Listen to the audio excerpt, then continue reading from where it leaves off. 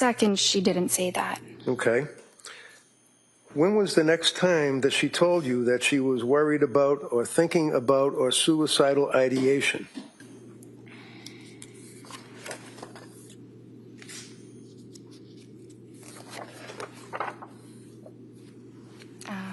That was the December 1st visit. Okay.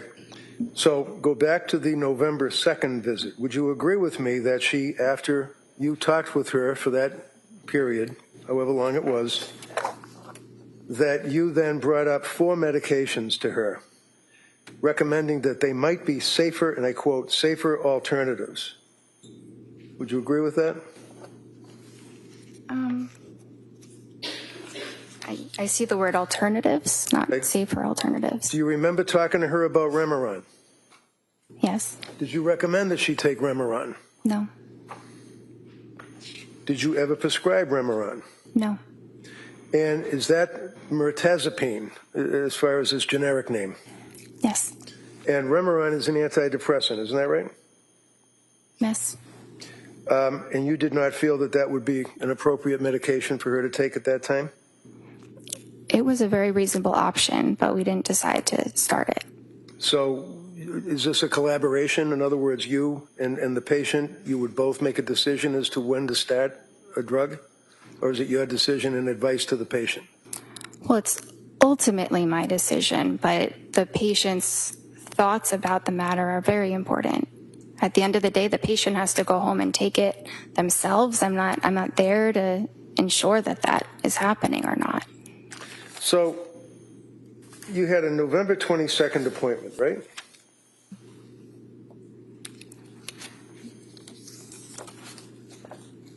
Yes. And it was at that time that she told you that she had been to see South Shore Perinatal Clinic, right? Yes. And did she tell you why she was seeing someone from the South Shore Perinatal Clinic? I think she told me that it was because they were exclusively focused on treating perinatal conditions. Yeah, but so were you, right? Not exclusively. I'm a general psychiatrist. I see. And did she mention the name of any doctor or nurse practitioner that she was seeing at the South Shore Perinatal Clinic?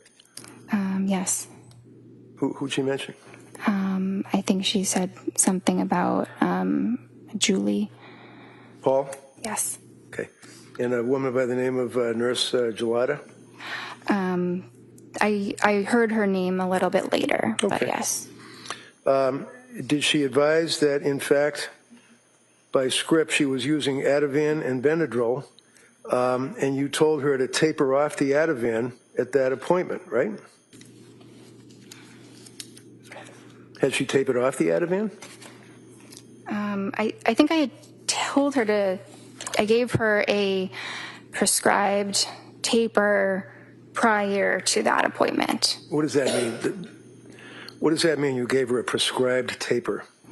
So I told her that she should reduce her dose by 0.25 milligrams every 2 weeks until the medication was stopped. Did she do that? I mean, I don't believe that she completely stopped it, no. No? You don't believe, or she didn't? Well, trying to give the jury facts. Yeah, she said she was taking Ativan, so no, she didn't completely stop it. Had she tapered?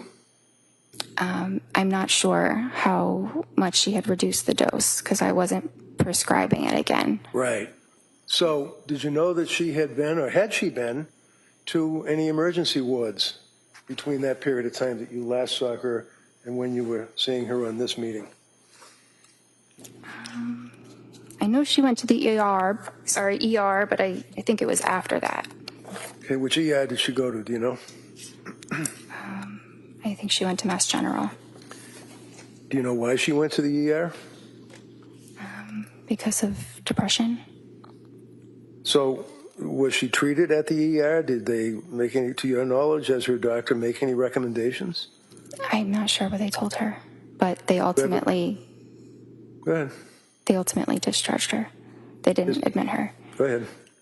Sorry. That's all right. Was she put on any medication? Not from the ER.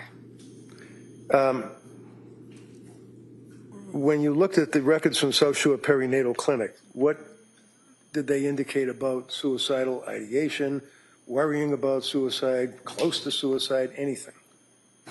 I didn't have access to those records. You're going to keep your voice up so everybody can hear you.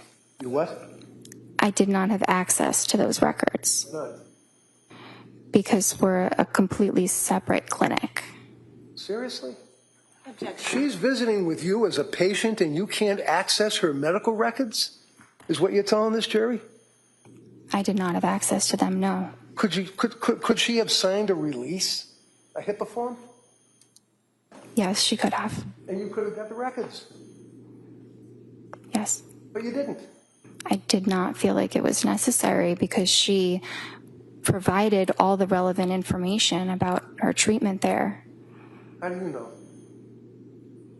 She's got mental disease and she's seeing you and she's on all this cocktail of drugs. How do you know that she is an accurate historian at this point in her life? It felt very accurate when she was able to recall the names of the medicines, doses of the medicines, specific days. She provided a lot of incredibly detailed information. So it showed me she was capable of doing that. So when you talked to her husband, Pat, how many times did you talk to her husband, Pat? I think The guy was living with her. it was once. And he came to your office, right? No, he didn't. He got on the television or on the computer screen, right? Yes. And when was that?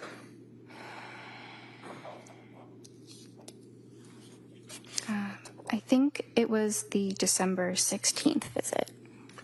So let's. Mr. Reddington, before we get to that, Okay. probably a good spot to stop. We're going to take the morning recess, and then we'll come right back. Okay?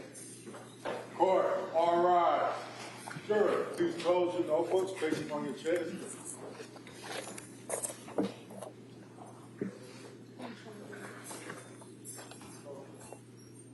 Wait, please.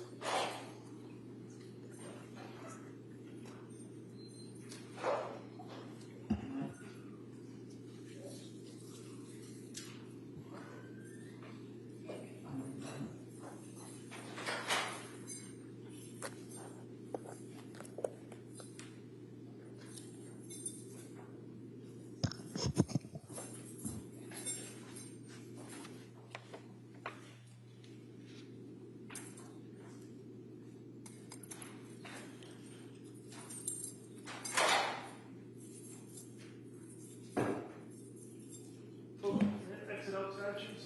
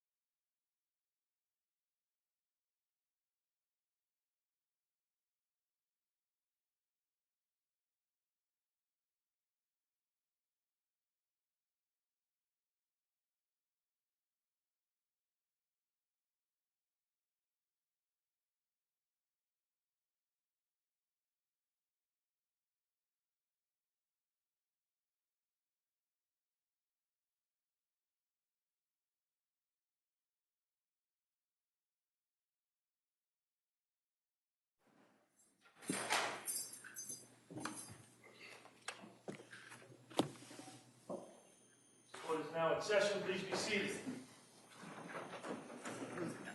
You all set for the jury? Yes.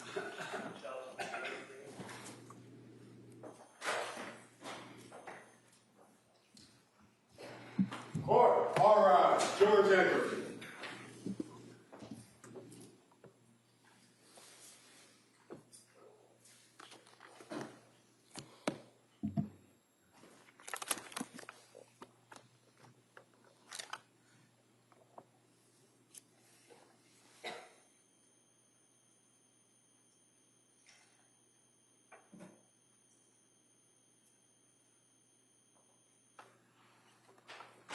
This court is now in session. Please be seated. Your Honor, for the purpose of the record, we return back to the trial of Commonwealth versus Lindsay Clancy. All parties are present, including the defendant and the 18 jurors. All right, thank you. Mr. Reddington. If you would just please look at your medical records that you have in front of you, I believe, and just go back to the October 20th record, where you have, I believe it's called interval history. I had trouble hearing the date. Can you repeat that? Sure, October 20th. Sorry. Okay. So looking at the interview history, that's when that you decided to start Zoloft. It says a week ago, right? That's when the patient started it, yes. Okay. And she then increased the dose, and it says last night, right? Yes. And what was she telling you on the computer screen when you were talking to her? What did she say about increasing the dose of the Zoloft? That she felt awful. She couldn't sleep. Had insomnia, which became worse when she increased the dose. She didn't want to eat. She was having diarrhea. Food felt really unappealing. She was more depressed on it, crying all day yesterday, which is not normal for her. She had some mental fog and was terrified to start something new. Did she also tell you about her anxiety level? Anxiety was really bad even before med. Now, hard to differentiate.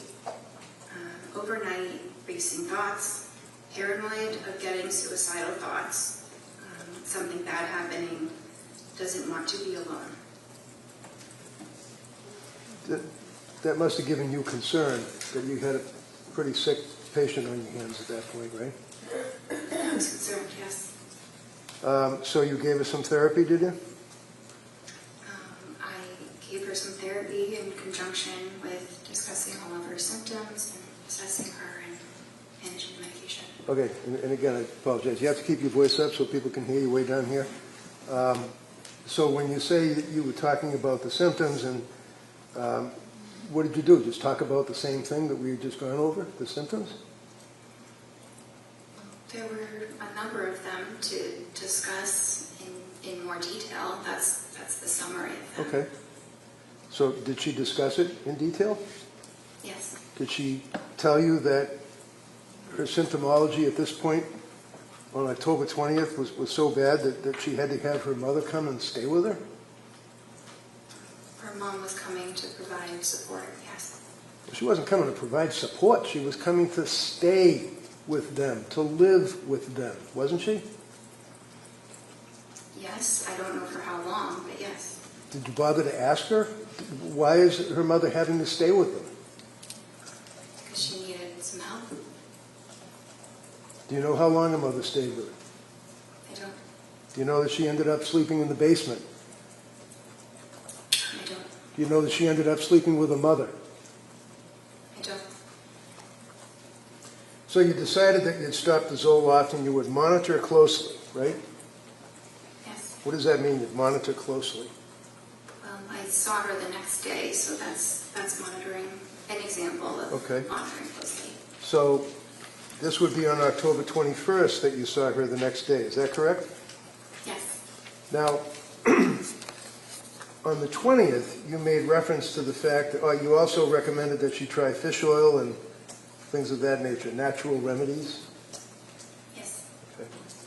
You also wanted to look into what's called Zulresso, Z-U-L-R-E-S-S-O. Yes, What's Zulresso? it is a treatment for postpartum depression. And when you say that you were looking into it, what did you do? Did you find out if it was available and if she could participate in the program? I did some digging online to see where it is done and how to do it. I hadn't officially recommended it, so I had not started that for her. It's not really an easy medicine that I could just start. It's not a what? I'm sorry. Sorry, it's not a medication I could start on my own. It is it's infused through an IV in a hospital, so it's a bit difficult to coordinate. It's a 60-hour infusion, right? It's a long infusion. That sounds right. And it's about 2.5 days of infusion, and it has to be under hospital circumstance, and the only hospital around here is in Rhode Island, right? Yes. And did you ever recommend that she do that? It was something to consider. I couldn't make the official recommendation because that's not something I prescribe. Why? Because you can't pick that up at the pharmacy. Well, no, obviously you have to go to a hospital setting and basically have an infusion through your veins for 60 hours or 2.5 days, but why didn't you look into it or recommend that she do that? Well, I did look into it. So what happened? She ended up actually going to a partial hospitalization program at the hospital that does it. I don't believe the program was completed, but she went. And I advised her to discuss it with them because they have access to that medicine. I don't have access to it. Of course not. Is this Women and Infants Hospital in Rhode Island that you're talking about? Yes. So when you looked at the medical records for Women and Infants Hospital, did they make reference to your inquiry for Zulresso? I never received records from women and infants. Did you ever look at them or even online? Online? Yeah, like online, like you do when you talk to patients. No, I never had access to them. Why? It's similar to South Shore. It's a completely separate hospital that I don't have access to. I don't work there. Well, of course you don't work there, but you're a doctor and you're treating a patient who's got medical records that you could access through a HIPAA release, right? Yes. Why didn't you do that? Well, she didn't ultimately end up having any treatment there, so it didn't seem necessary. She didn't end up having any treatment there, so it didn't seem necessary. You can't just walk into that place and say, hey, I'd like some Zulresso, can you? I don't exactly know how it works.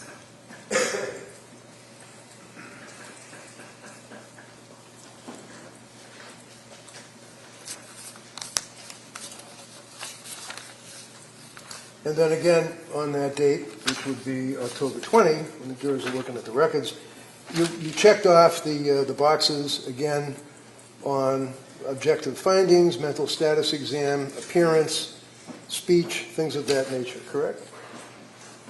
Yes.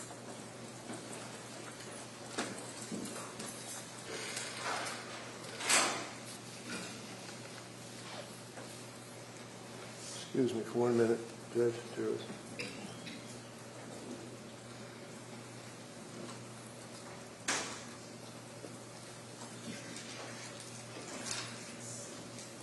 So when she was telling you on that date that she was in quoting your records, paranoid of getting suicidal thoughts and something bad happening, doesn't want to be alone, what did she mean by that?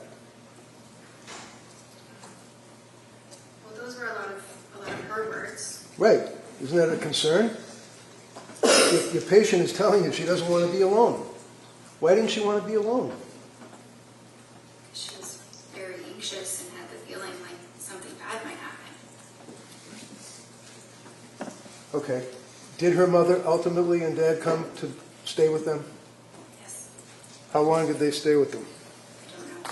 Did you have when you talked to the mother and the father, did you say to them, what is she doing? How does she appear? Is she in bed all day? What did they tell you? They never called my office, so I never spoke with them. They never called your office? They never called me or sent a message, so I did not have communication with them. So that's their fault that they didn't call you, the doctor, I guess, right? So,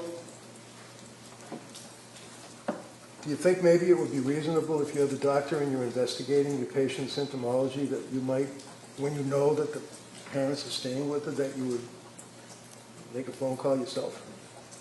It's not typical when you have an adult who is able to advocate for themselves to speak with their parents. So while she is telling you about her symptomology and tearfulness and crying and unable to get up and anxiety and the medications and the mental illness that she had, you felt that she could advocate for herself?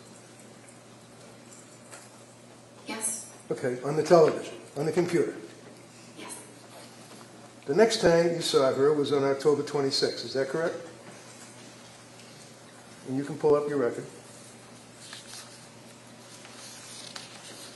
Yes. Now, and if you look again at the interval history where you put down what's going on in the patient's life that time, this is when she indicated that she's back to where she felt that she was before Zoloft, which was not great, and that you guys were considering a new medication. Is that right? Yes. And then you started her on Ativan, as we talked about, right? Yes. And then you started her on the buspirone, right? Well, she had already been started on the Ativan, and then we added the buspirone. So my question was, you started her on buspirone, right? Yes. Okay. And also you added hydroxyline as needed, right? Yes. And you continued the Ativan, correct? Yes. Did you discuss side effects with her at that point? Yes. Did you also discuss starting Remeron or pregabalin? Yes. What did you tell her about Remeron and pregabalin? I don't think I went into any detail about those medicines, just that those might be things to consider in the future. And then you saw her on October 31st, right?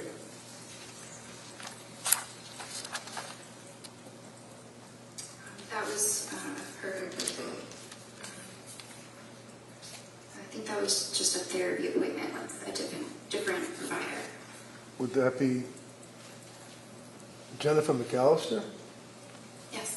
So it's a different provider in the sense that she works for Astor, right? Well, yes, it just wasn't myself. Right. So on October 31st, they did a suicide assessment, or she did, right, McAllister? I wasn't there. Well, I know you weren't there, but these are medical records that have been introduced into evidence that the jury's going to have in the jury room. Objection, is that a question? No, good. Next question. McAllister did a suicide assessment, apparently, right?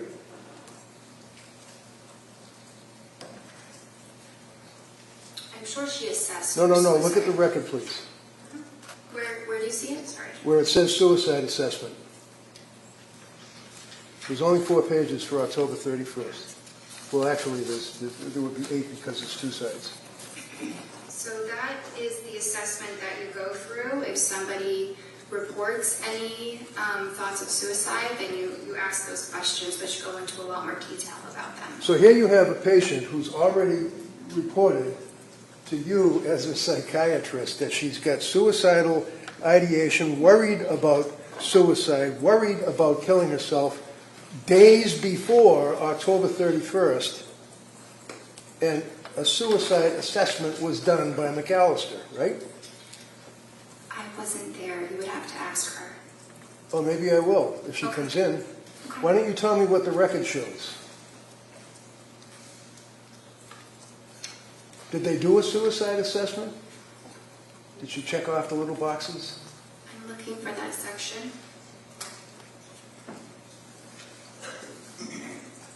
It says that patient denies suicidal or homicidal ideation at this time. Okay, so again, this is on October 31st, right?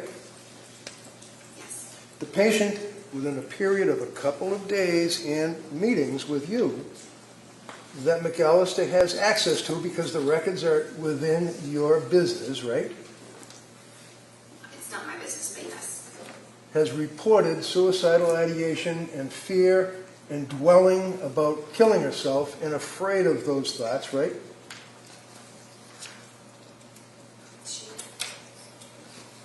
I just want to be absolutely clear.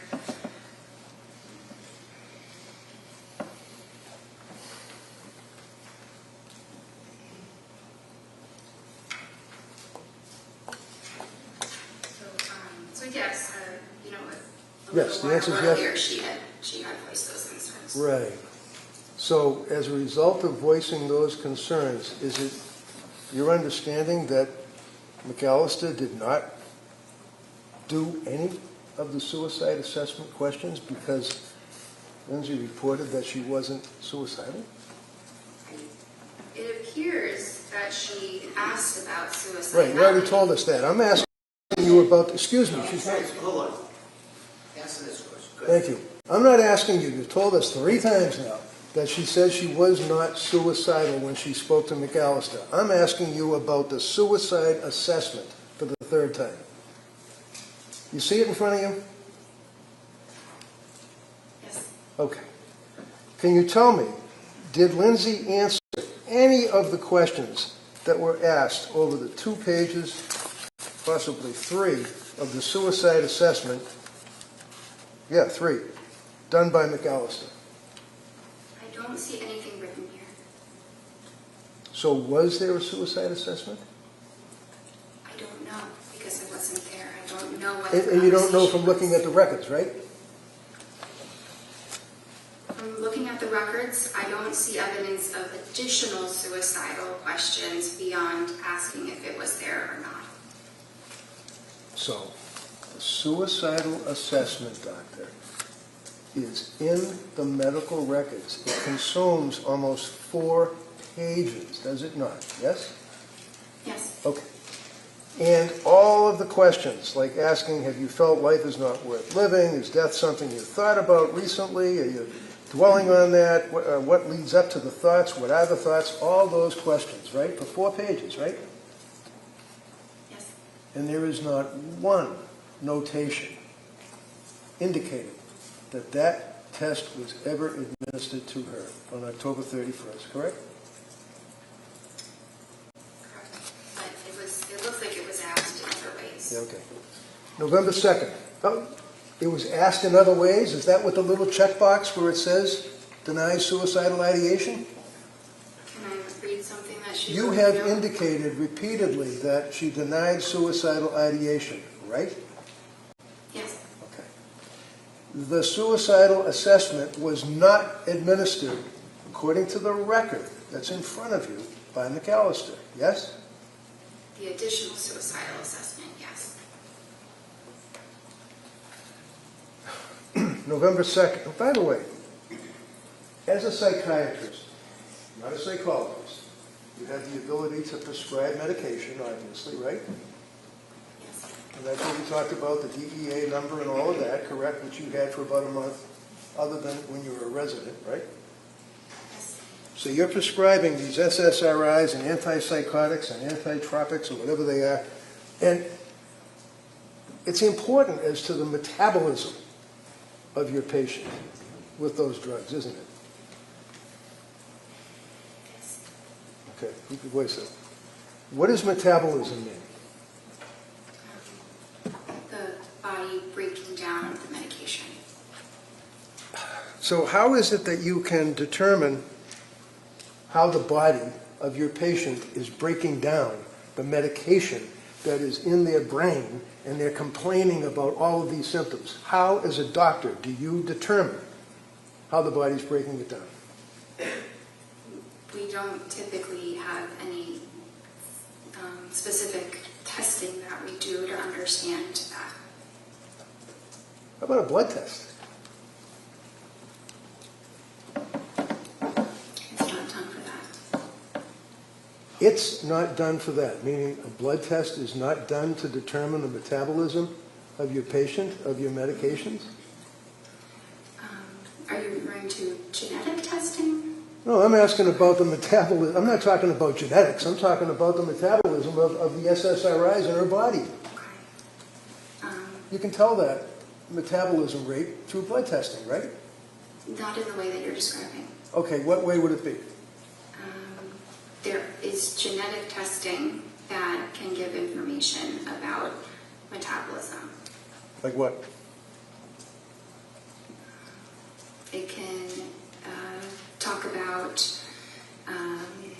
different enzymes that a person might have to suggest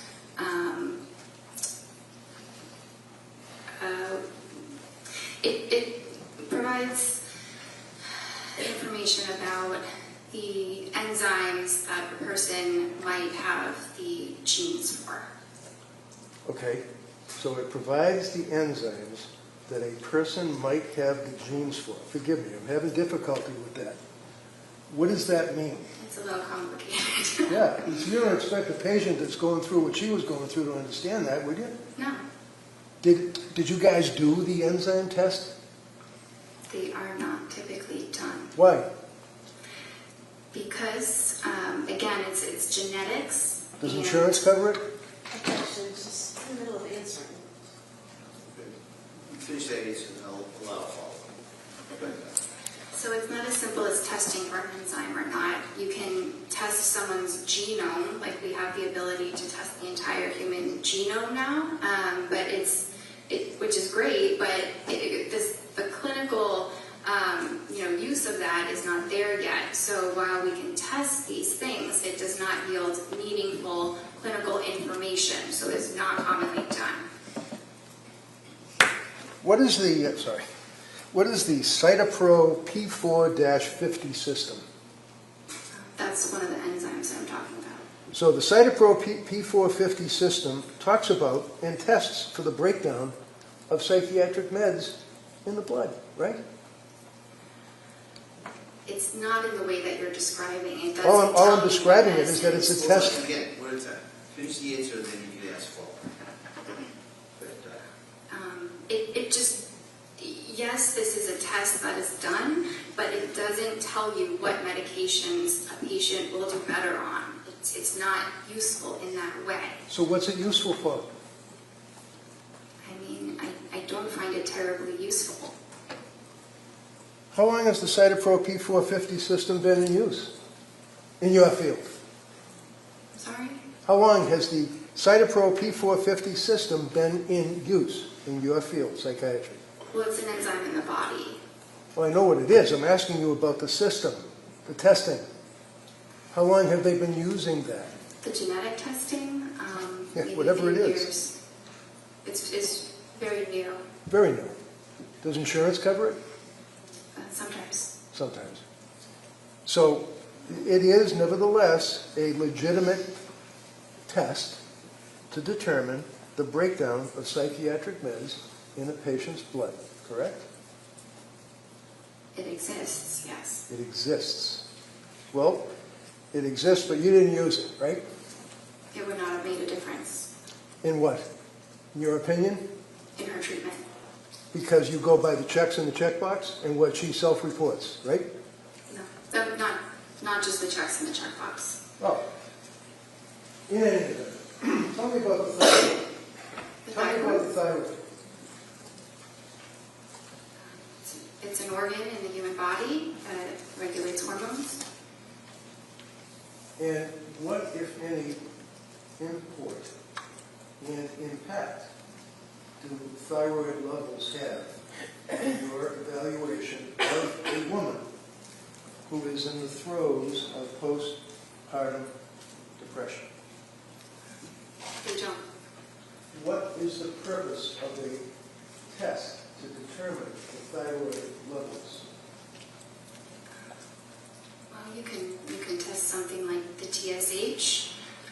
Well, I don't know what a TSH is. I'm sorry. What is a TSH? Thyroid stimulating hormone. Okay, thank you. That's something that can be tested, typically by maybe a PCP PCP, primary care, or endocrinologist if they have concerns about someone's thyroid function. Were you aware of a study that was a major study that was peer-reviewed? What does peer-reviewed mean in your business? That it was reviewed by other researchers in similar fields. And the report or the article or whatever it may be has to be approved by the peers that are reviewing it before it can be published, right? Yes. And you'd agree with me that in the medical field, it's a big deal to have publishing articles on your resume, right? Yes. And how many articles have you published about postpartum depression, postpartum psychosis, anything? I have published something, but it's not a full article. It's just a small thing. Okay. Are you aware of the Psychiatry magazine article dealing with, in 2021, thyroid function in postpartum psychosis, an exploratory study? Have you ever heard of anything about that, let alone read an article about it? No. Are you aware that there are studies that have compared thyroid function between psychosis with postpartum onset, PPO, psychosis without postpartum onset, PWPO, and normal postpartum? You aware of that? No. Well, you're supposed to be an expert, or you specialize, or you have an interest in treating women that have suffered from postpartum, correct? Yes. Have you written any articles at all about postpartum depression, anxiety, psychosis? No, I'm not a researcher. I'm a clinician. Have you read any of the articles, such as thyroid function in postpartum psychosis? I've read many articles. There are thousands. I have not read that specific article. Thousands? Thousands of articles on postpartum psychosis and the thyroid? No, not on that specific topic. So, when the Astor doctors are treating a person like Lindsay, it's your testimony to this jury that testing, whether it's blood testing or whether it's the Cytopro P4 testing, is not necessary because Jennifer Tufts doesn't think it's necessary, right? It does not yield information that would influence treatment. Really? So if there was elevation in the thyroid, that wouldn't impact on your treatment at all, your evaluation, your investigation? Sorry, I thought you had mentioned the cytochrome issue. Are we talking about that one, or are we talking about the thyroid? We're talking about the thyroid. Okay. Yeah. So if there were tests that revealed elevation in the thyroid level, is it your testimony that you wouldn't care? If I somehow found out that a patient had elevated thyroid levels, I would advise them to talk to their primary care or maybe get an endocrinologist to discuss it. Did you ever recommend that Lindsay get an endocrinologist? No, And the reason, the answer is no. And you basically did not have any information that you could use to even realize that there might have been a thyroid issue with this woman that was postpartum, right? Because you didn't do any blood tests. There was no clinical reason to obtain a blood test. All right. So you continue on with your meetings by the computer, correct? Yes. November 2nd. You can get November 2nd out. You got it? November 22nd?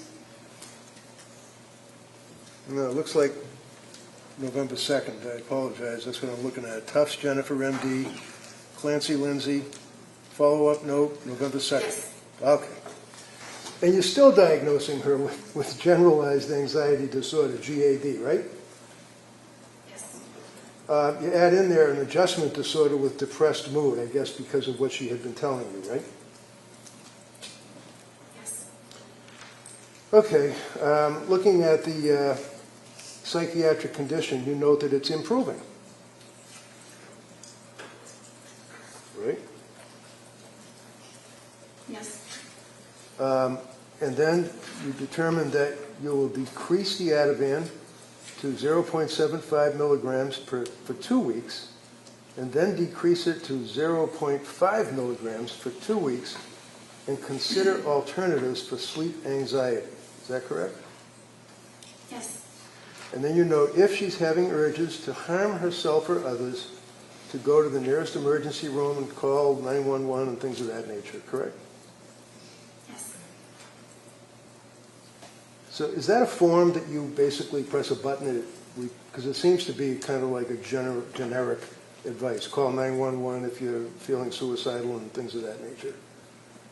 Well, that's advice that we provide for every single patient. Okay. And then you note that half the encounter was on counseling or coordination of care on November 2nd, right? Yes, that's a typical statement. It's just a part of documentation that doctors use. All right. Now, on November 2nd, you were suggesting the 4 drugs that she would start would be Remeron, Trazodone, Pregabalin, and hydroxyzine, right? Those were just things we were considering. Oh. I wasn't starting all of those medicines. I see. On November 22nd, now that would be almost 3 weeks later, right? You saw her, right?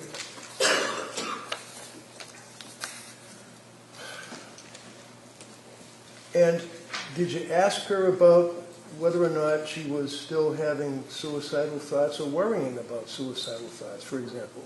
Did you ask her that? Yes, And how do you know that? Because the box is checked? it's written in my note. What does it say?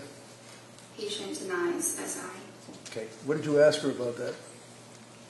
I don't remember the exact words, but I know that I asked about that. Did you ask her about how things were going at home with her mother and father staying there?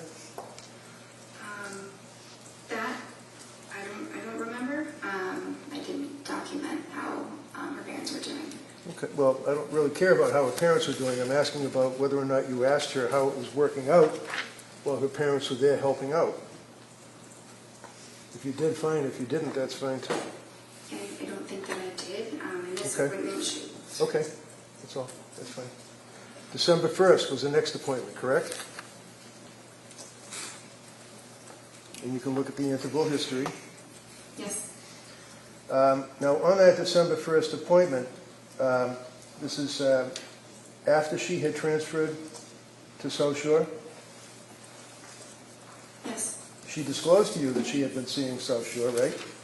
Yes. We already talked about the fact that you never got the records from South Shore, so you don't know, other than what Lindsay reported to you, what medications she was on, right? Right. I knew what she was telling me. Right, and she told you that she was doing the Ativan taper, right? Well, she said she had tried doing that, but that then she was having more sleep. Having difficulty sleeping is what she indicated to you, right? Yes. And she tried other meds that you had suggested, but stated that she was having difficulty with those meds, including Trazodone, right? Well, the Trazodone she didn't have a problem with. It just didn't seem like it was particularly helpful. Right. Did you prescribe the Trazodone or somebody else? This was somebody else. So do you know what the milligrams were that she was on? It says she tried between 50 and 150 milligrams. All right. Now, did she at some point try Remeron? She said that she did. Did you suggest in your discussions that she try Remeron? No, I did not. Did she indicate to you that she had rebound anxiety and intrusive thoughts, that she was going to die? Do you recall that? Well, she said worse depression and intrusive thoughts. Okay. Did she tell you what the intrusive thoughts were? It was the feeling like I'm going to die. Did she then have a script for Prozac, 10 milligrams? That's what she said. And she said that she couldn't sleep and had worse sleep, so that had to be stopped, right? Yes. She had, then she tried. She was on Klonopin, right? Yes. And what is Klonopin? It's a benzodiazepine. And on December 1st is when she told you, again, that she was close to having suicidal ideation, feeling hopeless. Do you recall that? Yes. Now, on the interval history, on that date, you indicated that she can't sleep, she's panicking, she had worse depression, intrusive thoughts, she was numb, nothing mattered, I feel like I'm going to die, denies suicidal ideation, but, quote, yesterday, close to it, feeling hopeless. Did you give her therapy and validations after she told you that? I did. What did you do? You got a woman that's telling you that she's hopeless. She doesn't care if she dies. Can't sleep. What did you do to validate on your therapy? I told her that this was something that we could address, that there was hope, that there were treatments, and there are different types of treatment programs that are more supportive, like partial hospitalization programs. So she knew that she still had options and a reason to hope. Did you ever suggest to her that maybe you ought to come in to see me rather than talk on the computer? Talking with her over the video did not seem like an issue. It didn't seem like there was anything that I was missing or that there was any need to see her in person. Now, you'd agree with me that in December of 2022, COVID was all done, right? It wasn't completely all done. Were you still nervous about dealing with people and wearing masks and stuff, or were you able to sit down and talk to somebody face to face? We were definitely feeling more comfortable about being face to face with people, but I think, it was still something that we thought about. You discussed trying Seroquel with her at that point, right? I didn't really discuss it. She had told me that was something that she had discussed with her other provider. So, looking at your notes, does it say also discussed trying Seroquel alone tonight? Did your notes say that? It says yes, What but is I that? wasn't making a recommendation about the Seroquel. It was just a medicine I was providing her more information on. So you were telling her about the Seroquel? You're providing information? Yes, we were talking about the Seroquel Right. Why? because her other provider had recommended that she start it. What is Seroquel?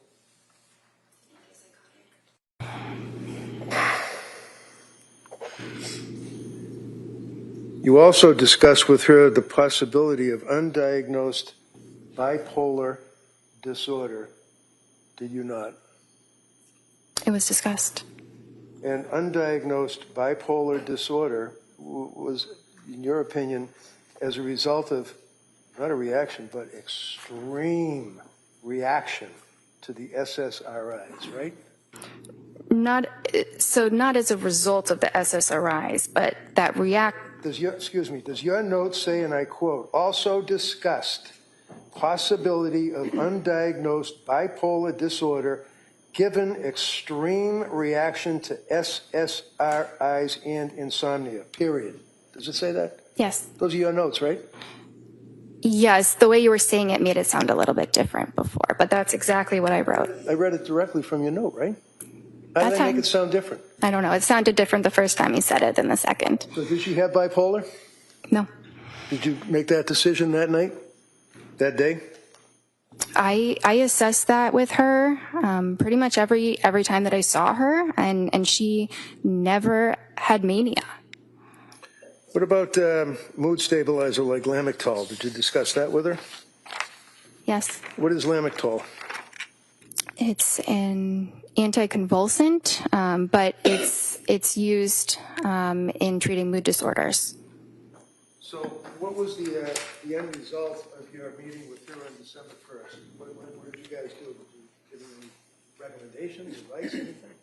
Yeah, well, so at this time I was Not prescribing her medications, but I was still concerned, not concerned enough that she was at imminent risk of hurting herself or anybody else, given what she said.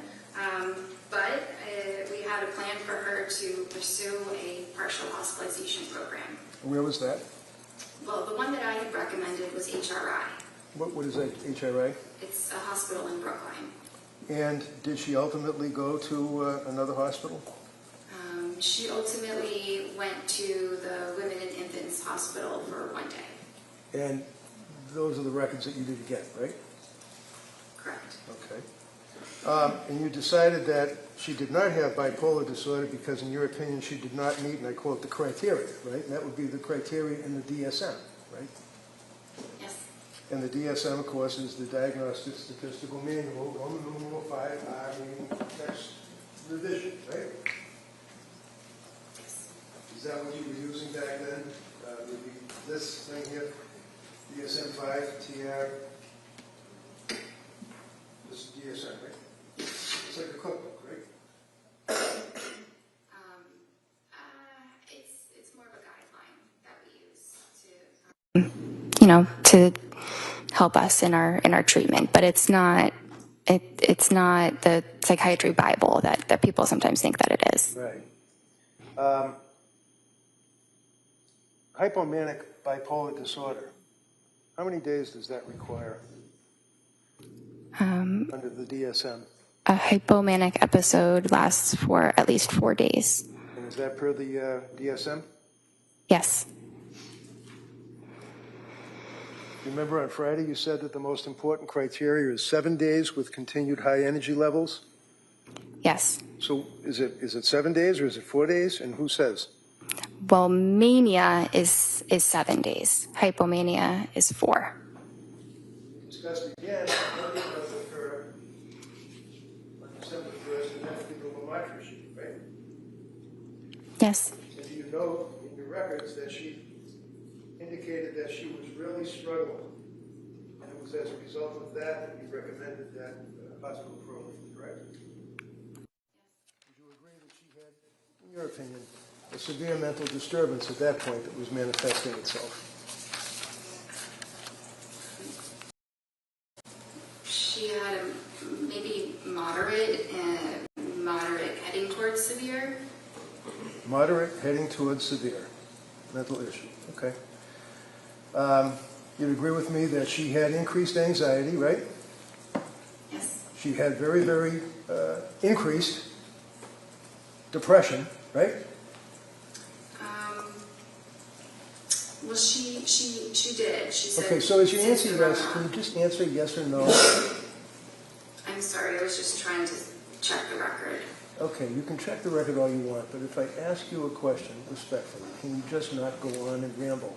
Answer yes or no, that's all. It's sometimes impossible to do that. All right, you tell me. Here, if you can't answer yes or no, just say you can't answer yes or no. If you can answer yes or no, answer yes or no. That's how we do it, all right? Okay. Thank you. Now, mental issues like anxiety that was diagnosed, the depression that was diagnosed, and the fact that she indicated yet again that she was close to suicidal ideation, quote, worried about suicidal thoughts, but you indicated that she wasn't suffering from suicidal ideation on that date. Is that fair? She denied it. But she told you that she was worried about suicidal ideation and having suicidal thoughts, right? Well, this was the time she said she was worried that she was close to having suicidal thoughts. So did you ask her what does that mean? Does that mean that she's standing at the edge of the stairs and she's thinking about falling down the stairs, or what? What does that mean? I'm close to suicidal ideation. So I asked about that, and that's when she said she described it further as using the word hopeless.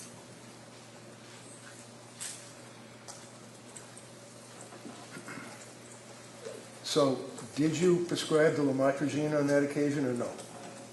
No.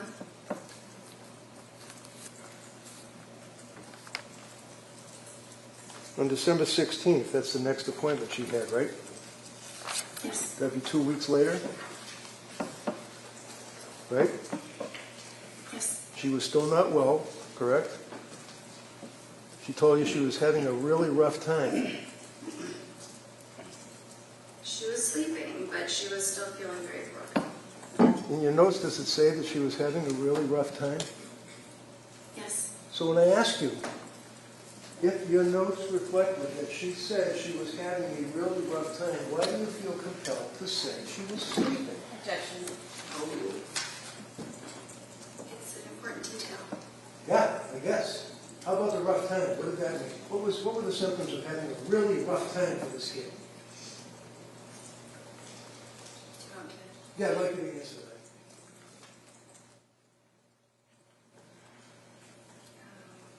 So finally works, referring to the Valium quetiapine, but very depressed during the day. No motivation, some SI. Do you want me to continue? Sure.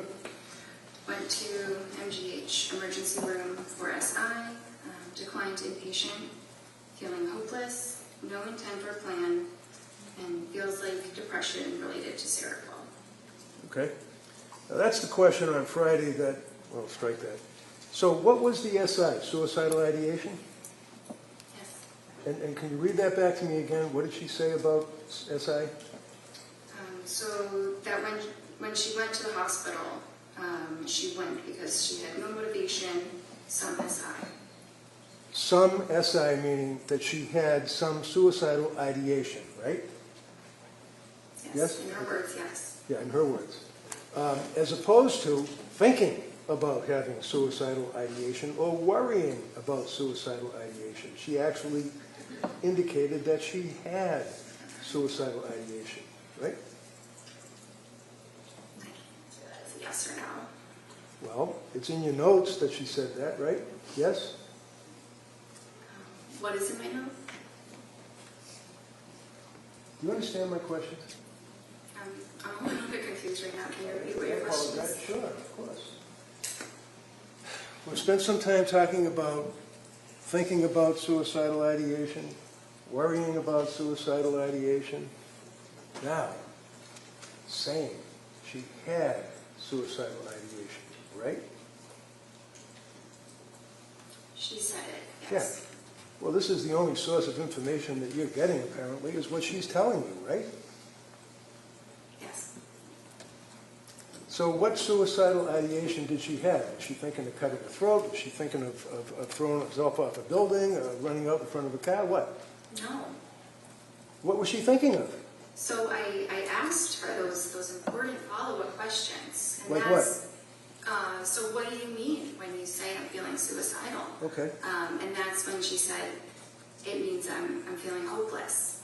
And then I asked you, do you have intention of hurting yourself? Do you have a plan for hurting yourself? And she denied those. And that's where you left it? I'm sure more was said, but that's the most important part of that clinical encounter. And did you give a therapy by the computer on that date, too? Yes. What did you do for therapy about her suicidal ideation and saying she wanted to kill herself? Well, we explored what that meant, and what to do if you're feeling that way. To do what? Call 911? To go to the emergency room.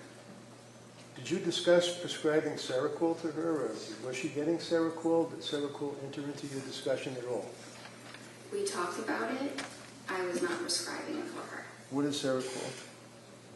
That's an antipsychotic.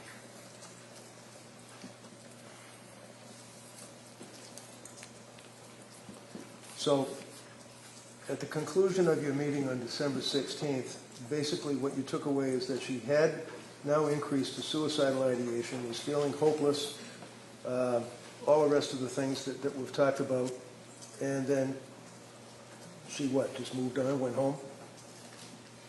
Well, she was assessed in the emergency room and was not admitted.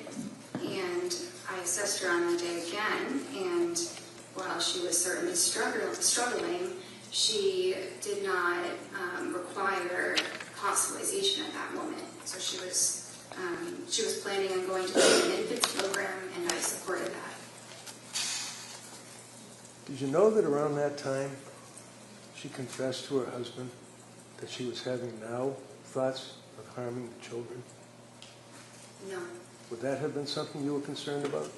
If I heard that, I would have been very concerned. You would have called DCF, right? I might have.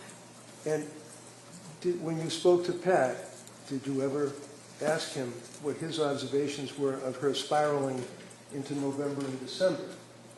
Not that one time that he stuck his face on the computer and talked to you. Did you ever talk to him?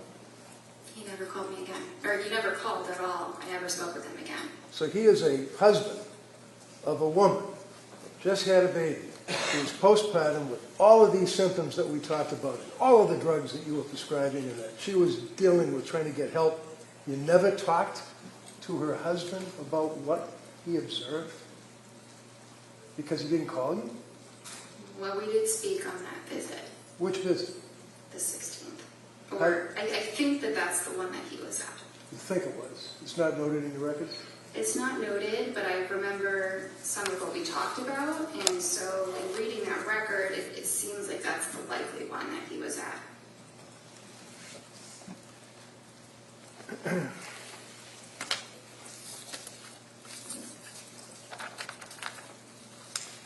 December 16th, on your objective findings, you note that her mood was depressed, right? Yes. And what does that mean? Did she just say, I'm depressed, or did she give you symptoms? I mean, you checked the little box. Yeah, I mean, she's saying that she's depressed. Okay, so you're the doctor. You checked the little box. What did your patient tell you about her symptoms that she was depressed on that date?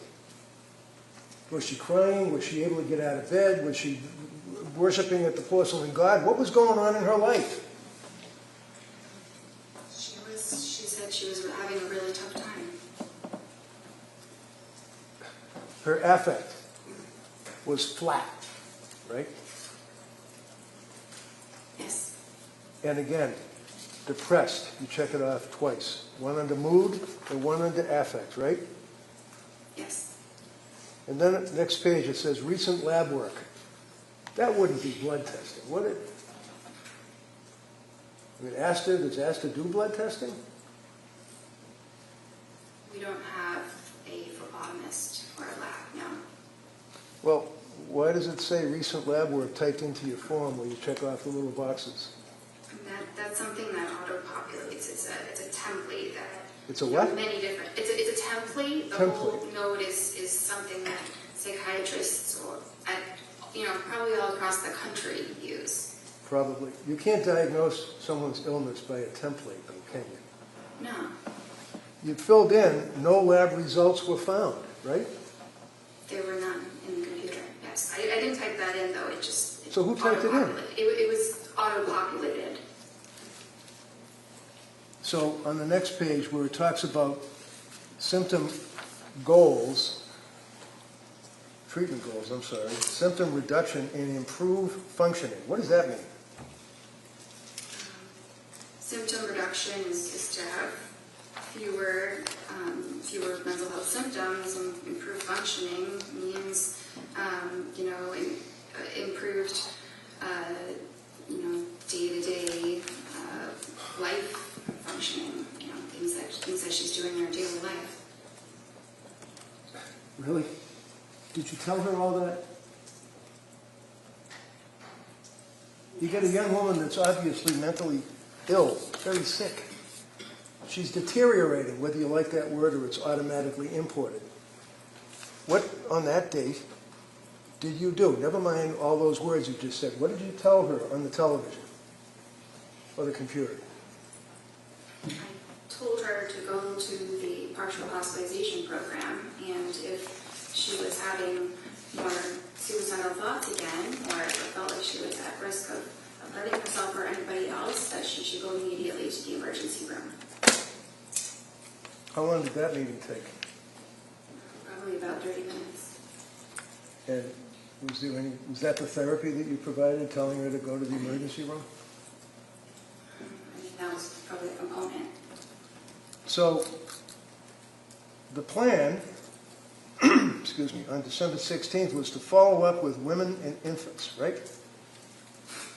Yes. Did she? Yes. Do you know when? I don't know What does that exactly mean? the day. You Shortly don't know? after. Then you were considering a brexanolone or brexanolone infusion, right? That's the Zolbrexone. That's the same thing in Rhode Island. Yeah. Okay. And that didn't go anywhere, right? That's the end of that. It says start Lamictal, 25 milligrams daily, right? Yes. Continue Seroquel, right? What was the milligram for the Seroquel up to at this point? Well, she had told me it was 200. Well, That was was, it? that, Was it? I did not read that prescription, so that's what her provider had prescribed her. Okay, so you can ask somebody to show me the pill bottle. You can ask somebody to show me the CVS receipt. You can ask somebody, you can call to verify, right? I could. Yeah. But anyway, she said that she was on Seroquel 200 milligrams, right, and had stopped with the Valium, right? Yes. And then you go on with that form thing saying if you have urges to harm yourself or others, you got to call 911, crisis hotlines, and everything else, right? That's the next two paragraphs that are in that report, right? Yes. Was her mother and father still staying with her on December 16th, if you know, with Pat and the kids? I'm not sure. Did you ever ask anybody other than her how she was doing? I asked her husband when he was at the appointment. Yeah, that's the other appointment, though. How about now? We're talking December 16th into the month of December. Did you ever ask anyone how she was doing? I think he was at that visit. You think he was at the visit? How did he tell? What did he say to you about how she was doing? He said she wasn't doing well. She's got an objection, Judge. Objection. Go ahead. He said she wasn't doing well. Anything else? Yeah. He felt that it might have been, his opinion was that it was related to when she started the Seroquel. And he basically said you guys are turning her into a zombie, right? Objection. Are those his words? I don't have that written. He may have said that. Does that kind of hit you, though? You might remember that. You might have been, as some people worry about suicide, you might be thinking in your brain that he did say you're turning her into a zombie. Possible. It's very possible. Okay. Excuse me. Next meeting after the December 16th, was it? Was it December 16th? Is that what we were just on?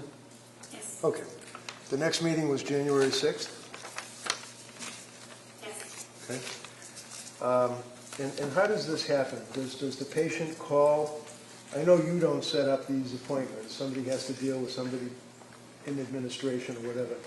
But do you, like on December 16th, say to Lindsay, call me or set up an appointment for January 6th, or do they have to do it themselves?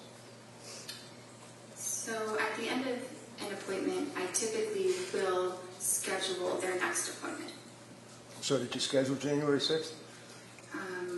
I think that one she scheduled herself. Yeah, that was the day after she got out of McLean, right? Yeah, usually the hospital coordinates the discharge appointment. Well, if I tell you that, in fact, the hospital told her to set up the appointment, and that within an hour, she set up the appointment. Is that in your notes? It's not in my notes. No. Do you remember that? That was a pretty big deal that she was in McLean, locked wards for 4.5 years, right? Yes. And she's your patient, and she's really gone downhill bad, right? She listened to me, Mom. And she admitted herself to the lock wards at McLean, right? Yes. And what was the diagnosis at McLean? I believe they diagnosed her with major depression. Did they recommend any medication? They took her off of the Seroquel. They took her Off of it. off. Okay. So, did you look at the McLean records? Yes, definitely. And those were imported easily because you're part of the same structure or whatever? No, but after someone is hospitalized, the hospital usually faxes it to their doctor. All right, so if I tell you that the McLean records are really pretty voluminous, that's not what they fax. They fax you a 2-page discharge summary, right? Yes. You didn't get that by fax, right? So what did McLean tell you? Look in your notes.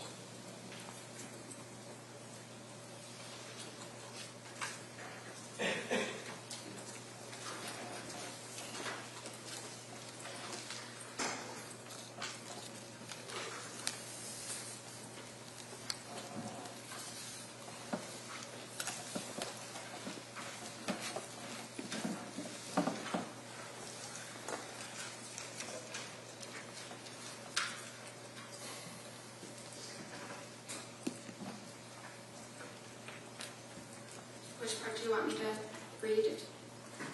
Did you ever have her sign a release from McLean? Did you ever get access to the McLean records?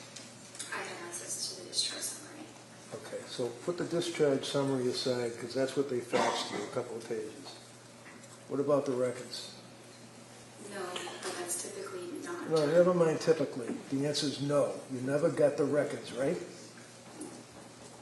A discharge summary is a record. Did you talk to the doctor that discharged her? No, no one called me. No what? No one called me. I wasn't notified about the hospitalization until she was discharged. So you just sit there behind your computer and wait for people, Patrick, wait for the doctor from McLean, wait for the sick person who's the patient to call you, and if these people don't call you, it doesn't exist apparently, right? No, not exactly. I had no way of knowing she was even at McLean. Well, you did once she got discharged, right? Yeah, but that was after the fact. Right. So did you care why she was in McLean? Of course. And why was she in McLean? She was depressed. And what was the, does your record indicate that she was discharged yesterday under interval history?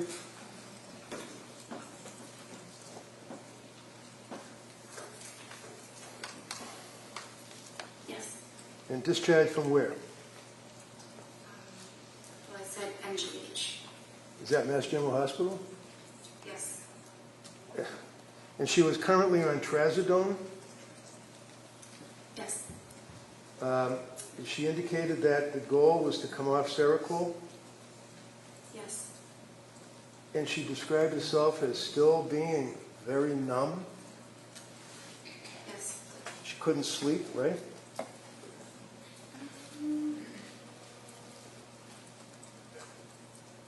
That's not entirely true. Am I lying? I'm reading the medical records here.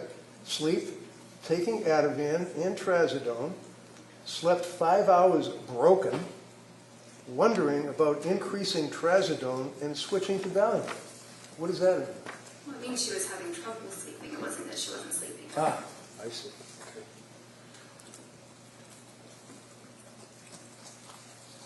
So was the trazodone increased at that point? Yes.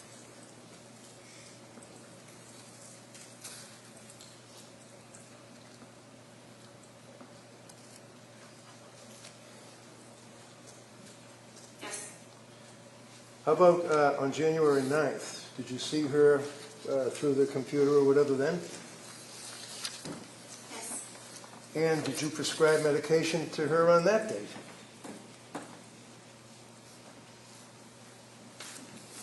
Yes. And was that diazepam? Yes. 14 count, 1 milligram? No, I'm sorry. 14 count, 5 milligram. That sounds right. Okay. Did you also, on January 12th, 3 days after January 9th meeting, prescribe additional medication to her? I'm not sure. I don't have a record from January 12th. Do you recall on January 12th that, in fact, you prescribed trazodone 150 milligrams, 30 count? Yes. 3 days later, or a couple of days later, January 16th, do you recall prescribing amitriptyline? Yes. What is amitriptyline? Tricyclic antidepressant. What does a tricyclic antidepressant mean? Well, it's an older antidepressant. It's called a tricyclic because it has 3 rings. If you look at the chemical itself, like a tricycle. But it's an older but efficacious medicine for depression and anxiety as well as insomnia. On January 16th, look at your interval history. Did she indicate to you that her mood was very low, no motivation, Yes. numb, Yes. able to force herself out of bed, taking care of basics, eating, concentration fine, caring for baby, bonding feels forced? Is that what she told you? Yes. Through the computer, right? Yes. What did that tell you? Were you concerned about this woman postpartum well within the year from the CDC at that point with these symptoms that she's telling you about? I was concerned that she was depressed. And in all of the times that you spoke to her, you'd agree with me that she appeared to be honest and forthright, telling you what she felt, right? That's what I thought she was, yes. Do you have any reason to think that she was lying to you? No. Diazepam taper on January 16th, 5 milligrams last 2 nights, slept for 4 hours, and then a light sleep, maybe 2 hours, stretches.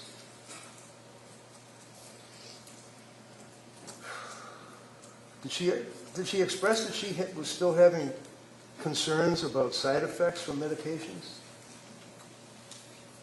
Not at that point. So what does ROS mean under interval history that we're looking at? A few of symptoms. Okay.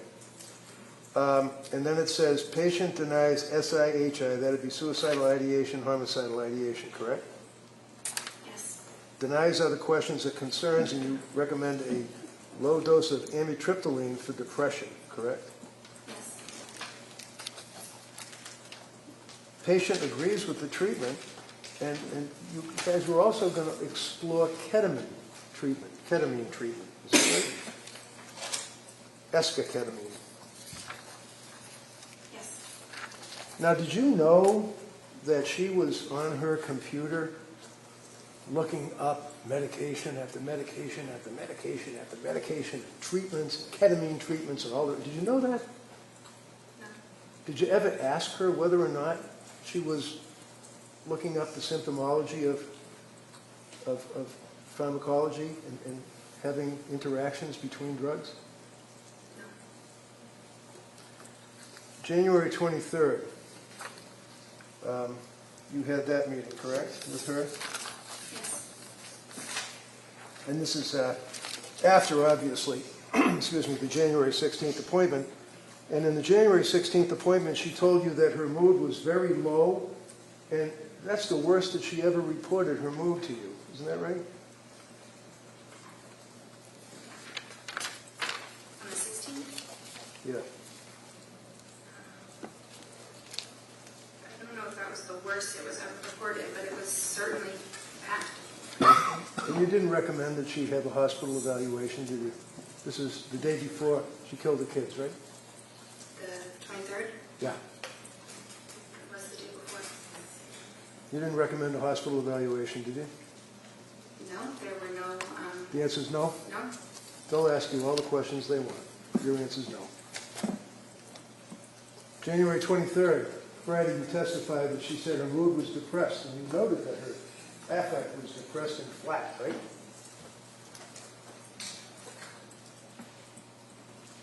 Yes. She also reported that her heart was racing, right?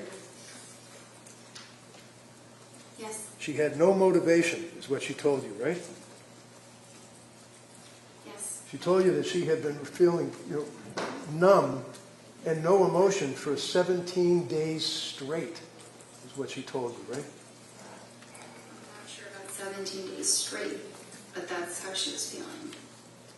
You didn't reach out to her mother and father at that point? They didn't call you, I guess, right? No. And Patrick didn't call you at that point, right? No.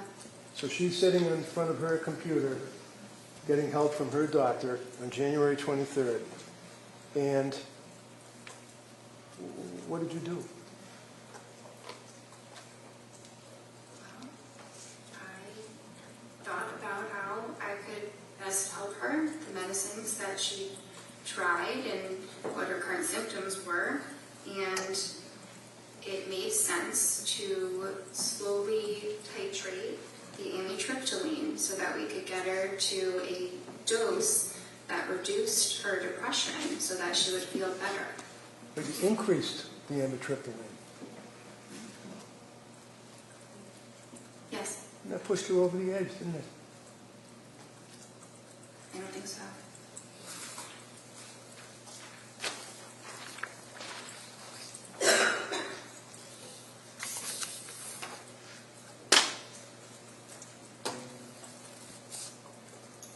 That's all I have. Mr. Chair, we're going to take the afternoon recess this time, all right? Court, all rise. Jury, please find this closing notebook.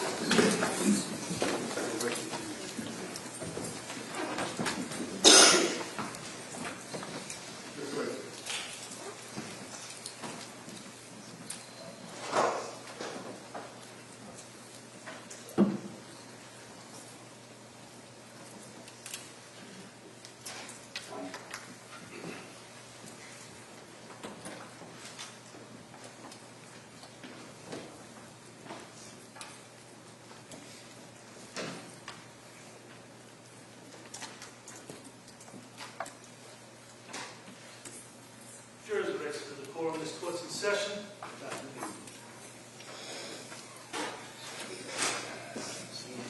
Counsel, anything we need to discuss before the vote? No, Your Honor, thank you. Move to recess.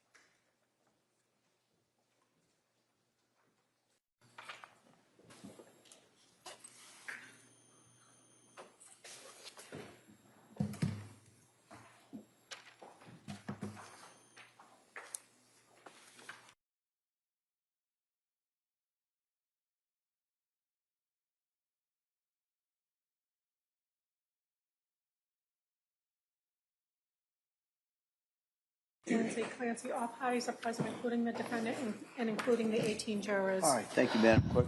Como, redirect. Thank you. Good afternoon, Doctor. I apologize for my voice. If you can't hear me, just let me know. Okay. You were asked on cross-examination about your residency. At that point, you were already a doctor, correct? Yes. And during your residency, that was a 4-year period, correct? Yes. And you were saying that you treated patients during that time. Is that correct? Yes. Was there someone with you while you treated these patients telling you what to do and how to handle them? No. Were you alone responsible for the evaluation, diagnosis, and treatment of your patients? For the most part, but if I had questions or, needed to talk it through, I had help. And approximately how many patients did you treat during those 4 years? Thousands? And those were all psychiatric patients, correct? Yes. You said approximately 50 of those patients were patients dealing with postpartum depression or some postpartum issues. Is that correct? Yes. You also said you had some specialized or specific training in that area. Can you describe that for us? Yes, I did a specialized elective with a specifically perinatal psychiatrist where I worked in an obstetrics clinic and I saw patients who were pregnant and postpartum. And how long was that clinic for? It was for about a year. And so for a year, you were evaluating and diagnosing and treating women with postpartum issues? Yes. And that's separate and apart from your residency? It's a part of the residency. It's an elective. So for 1 year out of the 4, that was specifically designated to postpartum issues? Yes. It wasn't every single day, but it was continuing the same patients for about a year. So you would follow those same patients throughout the year? Is that what you're saying? Yes. And you were asked about postpartum psychosis, and you said it was rare. How rare is it? I'm not sure the statistic, but low. Well, have you dealt with patients in your 4 years of residency that had other types of psychosis? Yes, many. And psychosis, whether it's from postpartum or some other mental illness, does it present the same, or does it matter what the underlying illness is? I mean, it can present different based on the individual, but it's the same general disorder. And so what are the symptoms or signs that you look for to determine whether someone has psychosis? So you look at them, you assess their appearance, are they disheveled, and then you look at how cooperative they are, how they're engaging in your interview, are they answering your questions or maybe refusing to answer your questions, maybe being very aggressive. You look at their speech, whether they're speaking very fast, very loud, or the opposite, like maybe not really even speaking much at all. You look at what their thoughts are like, and we assess thoughts by what they're saying. That's how we know what people are thinking, and whether what they say makes sense linearly, or whether someone's jumping around and you can't follow them. We also assess the thoughts for their content. If someone is speaking about things that are very bizarre, things that are very paranoid, if someone is talking or making noises, or it seems like they're communicating with somebody that's not in the room, those are all things, behaviors that we assess for.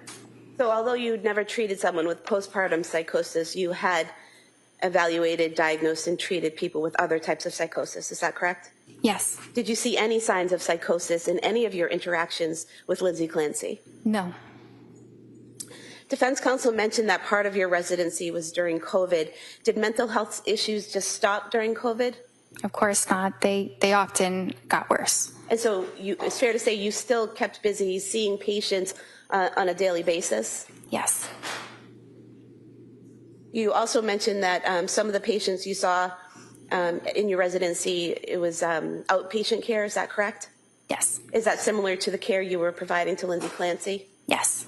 And was that all 4 years you were providing outpatient care to psychiatric patients? For 3 of the 4. 3 of the 4. You were also asked about telehealth. Is telehealth appointments in psychiatric care standard in the industry? Yes, And how long has that been standard? since COVID. And is it a fairly common and accepted practice at this point? Yes, Most of the session, for a psychiatric session, you're talking to someone, right? yes. Does looking at someone through a computer screen somehow inhibit how you hear the answers? No, it does not. Or inhibit the way you ask your questions? No.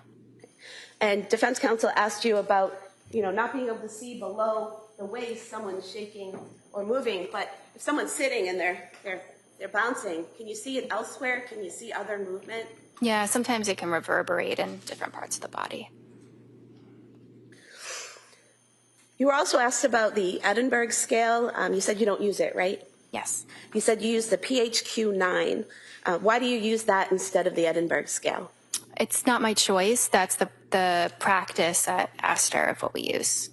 And the PHQ-9, what does that look for? It assesses various symptoms of depression. And postpartum depression, are there questions on the PHQ-9 that look for the signs and symptoms of postpartum depression? Not specifically postpartum depression, but the symptoms of postpartum depression are symptoms of depression that occur during postpartum. It's the same symptoms. So the PHQ-9 is asking the patient questions that would reveal whether or not they might be depressed, but not whether or not they just had a baby. Correct. And then with your interaction with the patient, you're able to know whether or not they are in the postpartum phase. Yes. And so would it be fair to say that you take the PHQ-9 plus the information you learn from the patient, put it together and come up with a diagnosis? Yes. When you take a history from a patient, you were asked about taking history from Ms. Clancy. How important is it that the patient give you accurate information? It's very important. And why is that? Well, that information is being used to make treatment decisions, and a lot of things can be assessed. The things that I described before. That's very helpful, but we can't see what someone else's thoughts exactly are. So the person does have to tell them to us. And would you agree that people in the medical field, such as nurses, are acutely aware of the necessity of an accurate medical history and symptom presentation? Yes. You mentioned that the defendant was able to advocate for herself. In what ways did she show you that? In scheduling her own appointments, in presenting herself to the emergency room when things were really not going well,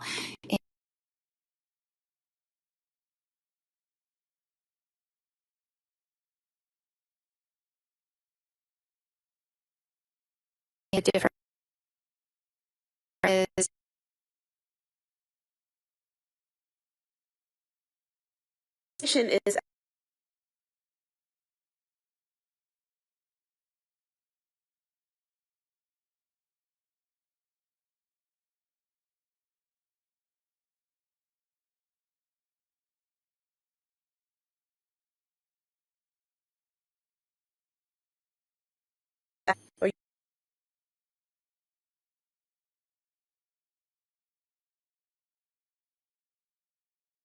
therapy sessions, conversation, script or conversation? it's a conversation.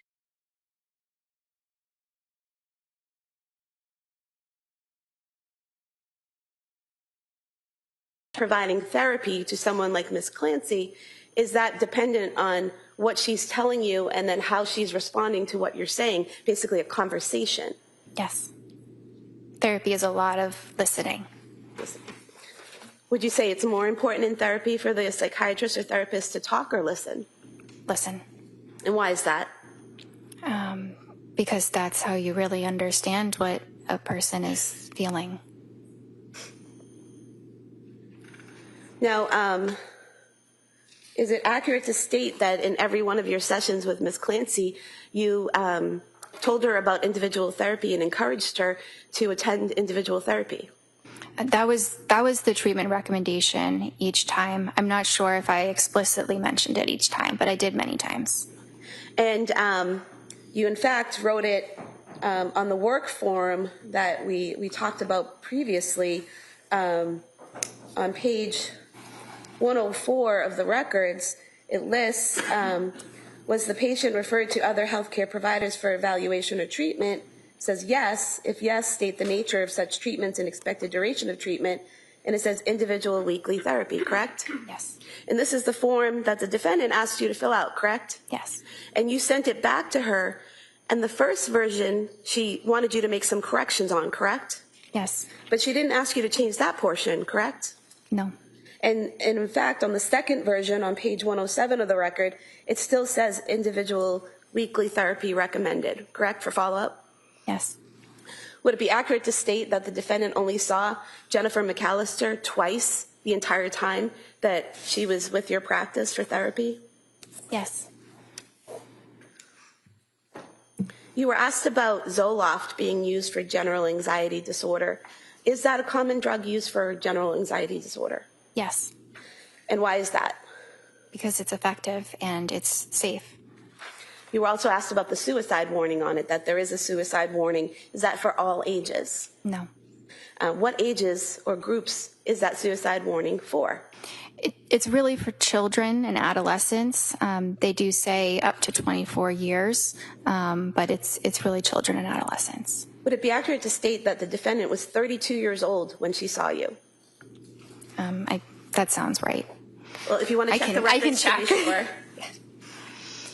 Yes. Is that correct? Yes. Okay, so 32 years old is not 3 to 4 years older than 24, correct? No. Why didn't you have to titrate the 50 milligrams of Zoloft? You mean to stop it? Yes. Because it's still a very low dose, so it can be stopped right away. So it wasn't necessary? Not necessary. The defendant waited about a month after receiving the prescription before taking the medication, correct? Yes. And she only took the medication when she decided she was ready to take it, correct? Yes. So she was taking in the information you gave her, correct? Yes. She was making her own decisions, correct? Yes. She was not forced to, correct? Yes. She actually had an appointment in between when you first prescribed it and when she started taking it, where she was still discussing with you whether or not she wanted to take it. Is that correct? Yes. Is that part of the advocating for herself that you were talking about? Yes. Is that part of the medical sophistication that she possessed that you were talking about? Yes. Your Honor, at some point, in light of the fact this is direct, I have to object. Sure. Yeah, if you could just not ask the leading question. Sure. I want to direct your attention to the September 12th, 2022 form that the defendant filled out. On page 16 of the record. Oh, we have different page numbers, We right? do, but if you just tell me what you're looking at, I can find it. The past psychiatric history.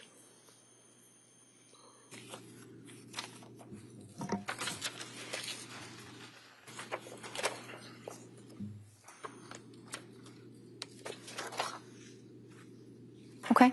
What did she tell you, Ms. Clancy, tell you about the, where it says, if yes, list the reason and dates? What did she tell you?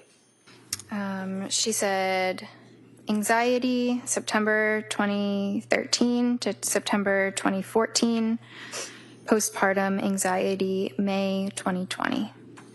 And on the following page, under the past or current psychiatric medications, which ones did she list? Prozac, 50 milligrams, and Wellbutrin, 100 milligrams.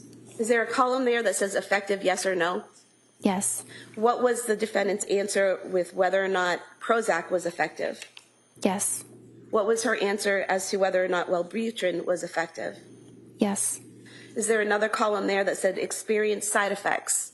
Yes. Did she check off any side effects experienced for Prozac? No. Did she check off any side effects experienced for Wellbutrin? No. Going to the October 20th, 2022 appointment.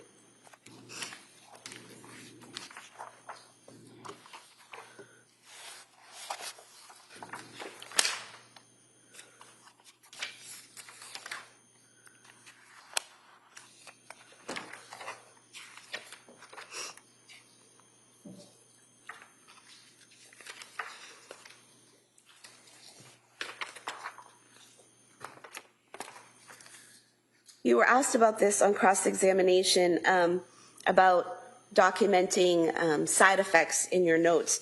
Did you document the side effects that the defendant reported from the Zoloft on October 20th, 2022? Yes. And what did you document? Well, I checked the box for GI, but I also talked about the side effects in the interval history. And so what does GI mean? Gastrointestinal. So would that mean stomach issues? Yeah. And what did you put in your notes? Couldn't sleep, insomnia, worse on increased dose, doesn't want to eat, diarrhea, food really unappealing, was more depressed on it, crying all day, yesterday, not normal, mental fog, terrified to start something new. And so you did document the side effects that she reported to you, correct? Yes. You also documented in the interval history, paranoid of getting suicidal thoughts. Was that the defendant's phrasing? Yes. And is there a difference between someone being worried about having suicidal thoughts and someone actually having suicidal thoughts? Yes. And what's the difference in terms of how a psychiatrist sees it? So that's the difference between what a patient might answer and then what the psychiatrist actually assesses. So say a patient might say they're having suicidal thoughts, but when they describe them, they're not actual suicidal thoughts. They're fears of suicidal thoughts. So that's the difference there. And I'm sorry, I think I forgot exactly what your question was. So what's the difference in your training and experience between someone having fears of suicidal thoughts and actually having suicidal thoughts? Well, so if it's a fear, then it means that they're not actually having suicidal thoughts. It's a negative. And does that affect the way you proceed with treatment? Yes, in some ways, yes. How?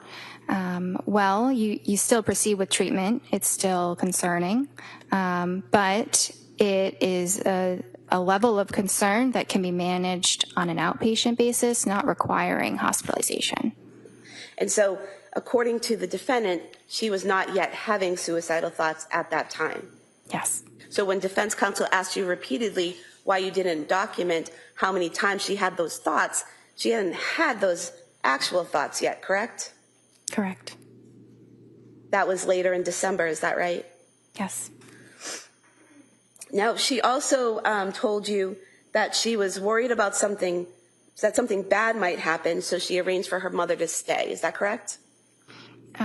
Well, she arranged for her mother to stay. I'm not sure if that was because she was afraid something bad was happening, or it just seemed like they needed more help. Okay. So you don't recall the two being together as a thought? Correct. And the fact that she was struggling and arranged to have her mother stay, got support, advocated for herself, would those be protective factors? Yes. How so? So if someone demonstrates that they can advocate for themselves, that they can seek help if symptoms worsen, then that shows that they have good judgment. They can be trusted to present for care if serious safety concerns were to arise. So based on your training and experience with Ms. Clancy, where she says she's worried about getting suicidal thoughts, and she has her mom come stay with her, do you see that as a positive decision? Yes. You were asked about not asking the defendant if she had called the suicide hotline. If a patient denies suicidal ideation, would you typically ask them if they had called a suicide hotline? No, And why not? because I wouldn't think that they would have. If a patient were to call a suicide hotline, I would think that they would be telling me they're having suicidal thoughts as well.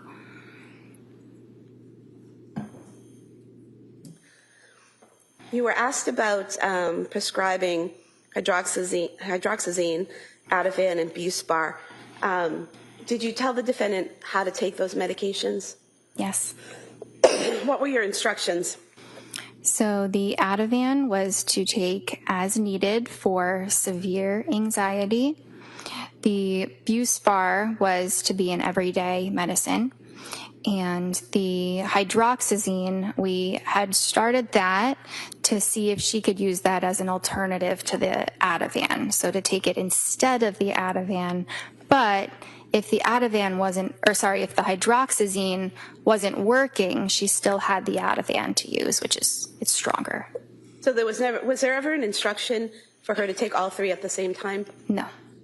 And you were asked about the contraindications of Ativan and Benadryl. Do you recall that? Yes. Are there contraindications for taking the two together? It's not an absolute contraindication. You have to be careful that the person is not excessively sedated, meaning like they're so sleepy that it's hard for them to, engage in normal activities because they're so sleepy, or maybe they might feel a little bit dizzy. But it's not an absolute contraindication. You just have to monitor them. And is that one of the reasons that you prescribed the hydroxyzine? Sorry, is what one of the reasons? Is the fact that the two of them together, Ativan and Benadryl. Well, let me strike that question. Why did you prescribe the hydroxyzine? So she had been taking Benadryl, which is not a prescription medication. It's not classically within the scope of psychiatry, but it's very similar to hydroxyzine. So I thought that, hydroxyzine might be a better alternative than the Benadryl. Okay, and I'm just going to direct you to your November 2nd, 2022 interval history.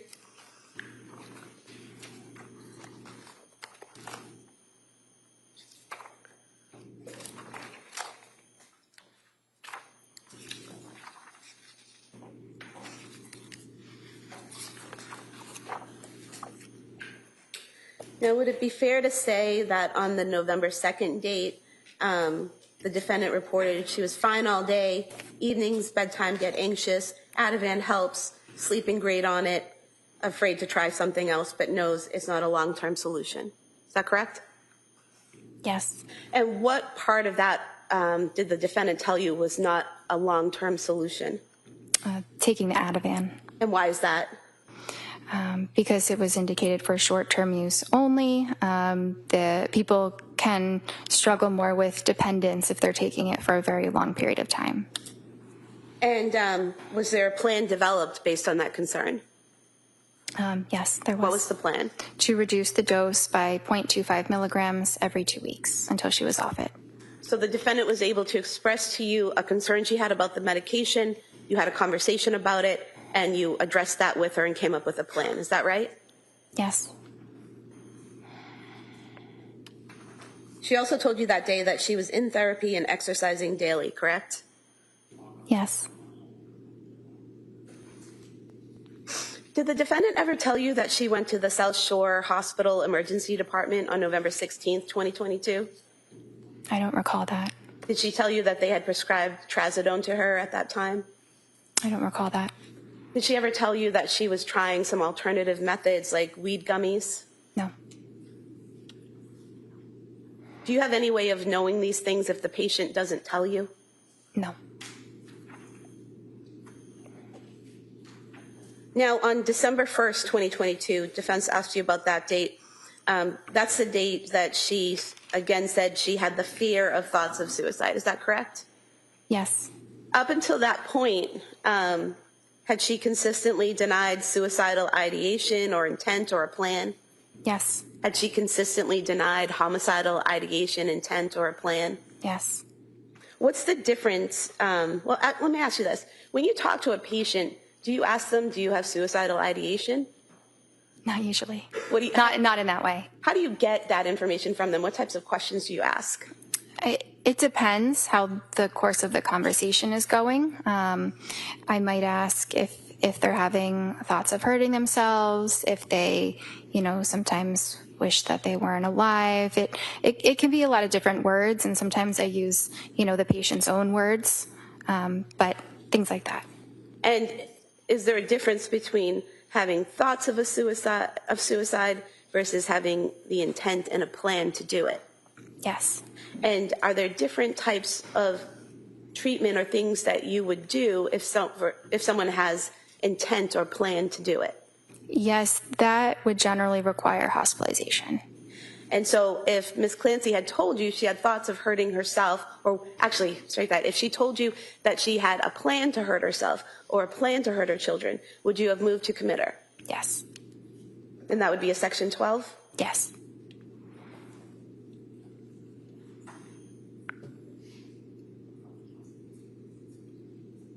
You were asked about the October 31st therapy session with Jennifer McAllister, and I know you weren't present from that, you're just going from the records, but you did say that in that session the defendant denied suicidal ideation and homicidal ideation, correct?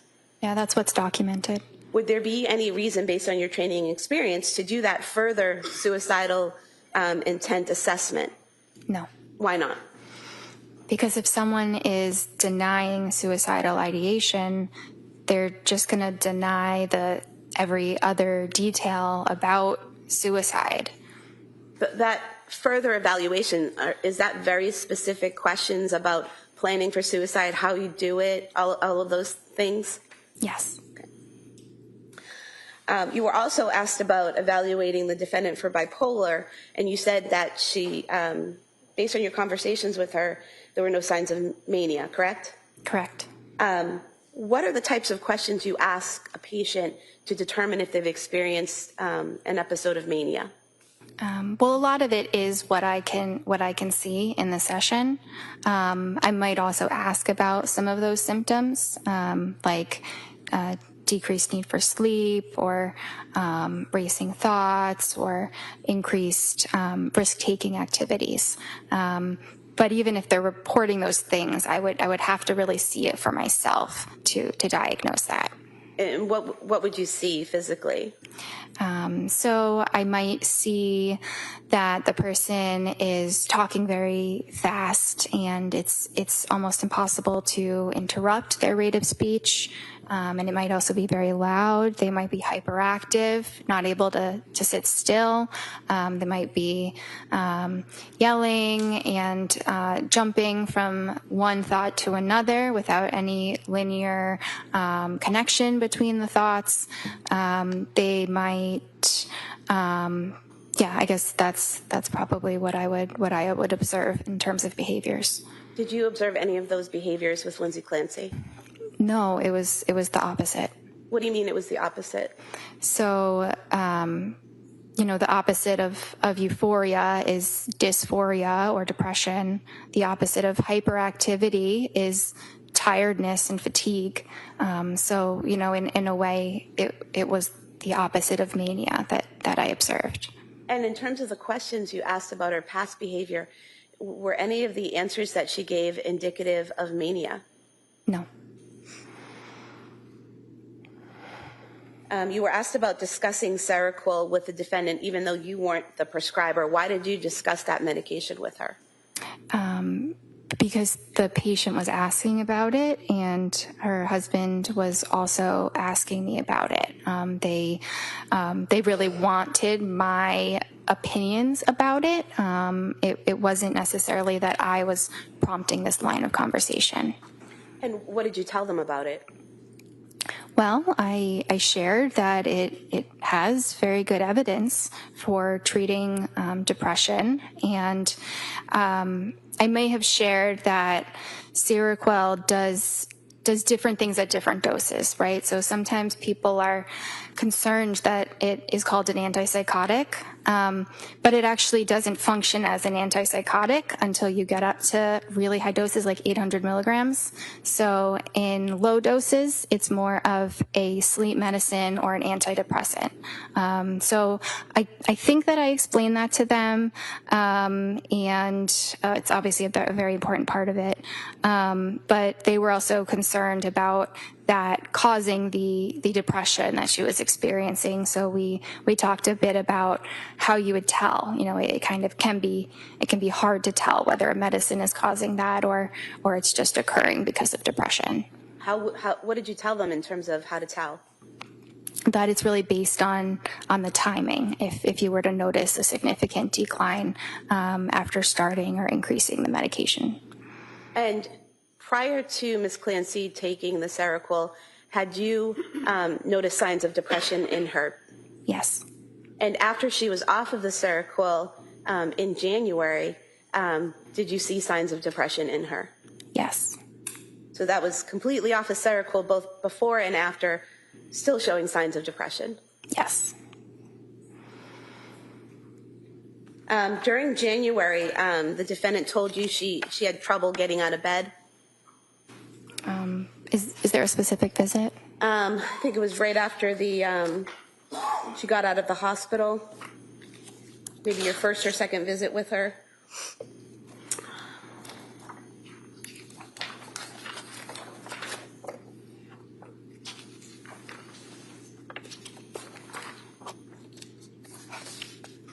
I see that on the 16th. She did say that she was able to force herself out of bed and take care of basics, so on and so forth. Were you aware that she had gone to the Museum of Science with her family on January 8th and spent a few hours there interacting with the exhibits and the children? No. Were you aware on January 15th, the day before that session, she had been to the Cape Codder down in Hyannis with the family, interacting with the kids and going down little water slides and all of that? No. Were you aware that on January 14th, she watched all three kids while Pat went to a brunch and was fine? No. Were you aware that on January 16th, her husband took Cora skiing and she was alone with the boys all day and had no issues? No. You were asked about the thyroid and how that can affect mental health and postpartum. Were you aware that at both South Shore Hospital and Brigham and Women's Hospital, her thyroid limits were in normal range? No, I was not. You received a discharge summary from McLean Hospital? Yes. What's contained in the discharge summary? So it includes information about how the patient initially presented, what they said when they first came to the hospital, and their initial assessment from the psychiatrist that they spoke with. It talks a bit about their treatment course, how things progressed, any changes that were made, and then it talks about how the patient appears on the day of discharge. Does it also include what medications they were prescribed and what the diagnosis might have been? Yes. And was that sufficient in terms of your review of the information that you needed for you to know about your patient at that time? Yes, that was a very helpful amount of information that I would typically review that amount of information for a patient after the hospital. Now, you were asked about your January 23rd, 2023 session with the defendant. Defense counsel asked if you had, recommended a hospital evaluation for her on that day, and you said no. Why not?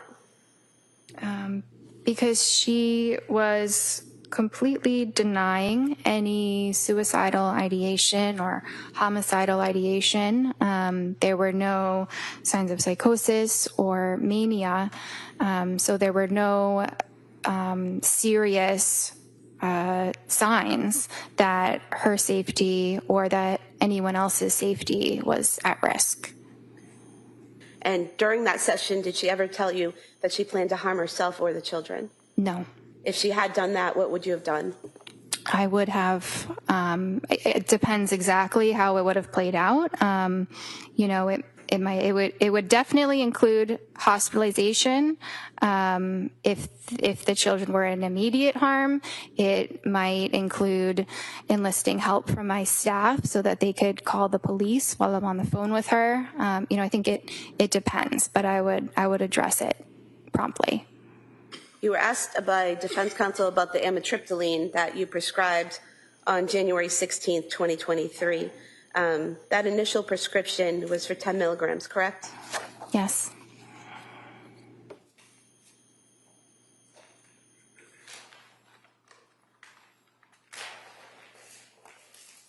Explain the bottle from exhibit 155 of amitriptyline.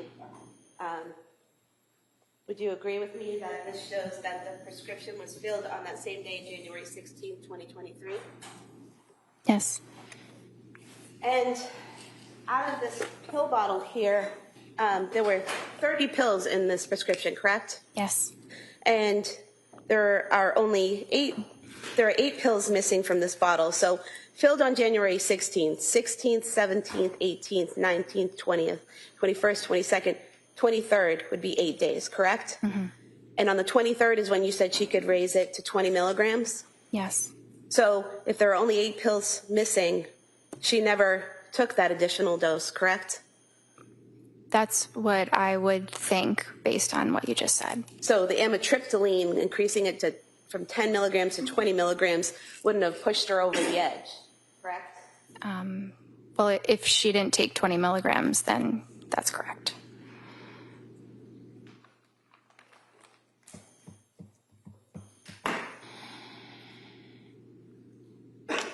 I have nothing further, thank you. All right. Then recross.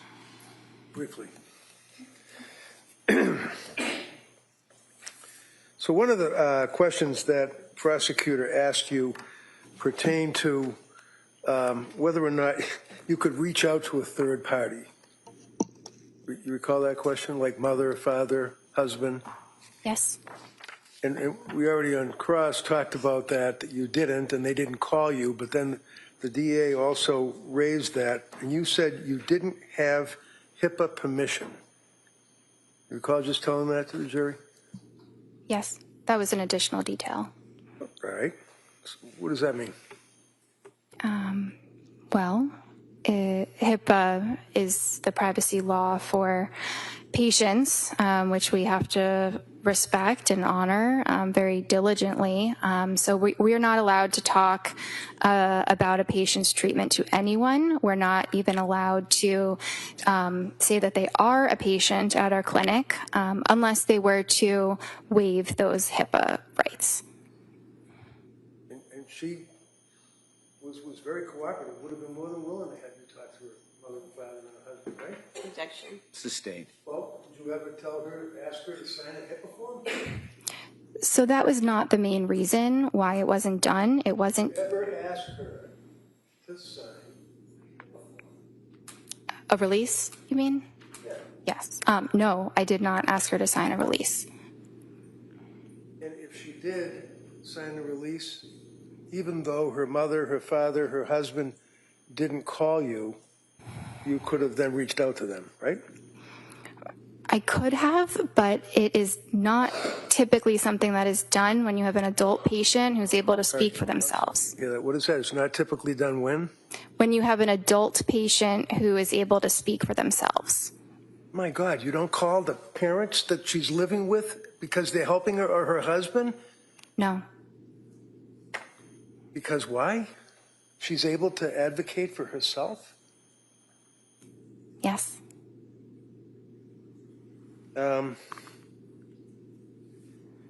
Prosecutor yet again raises the issue of the marijuana.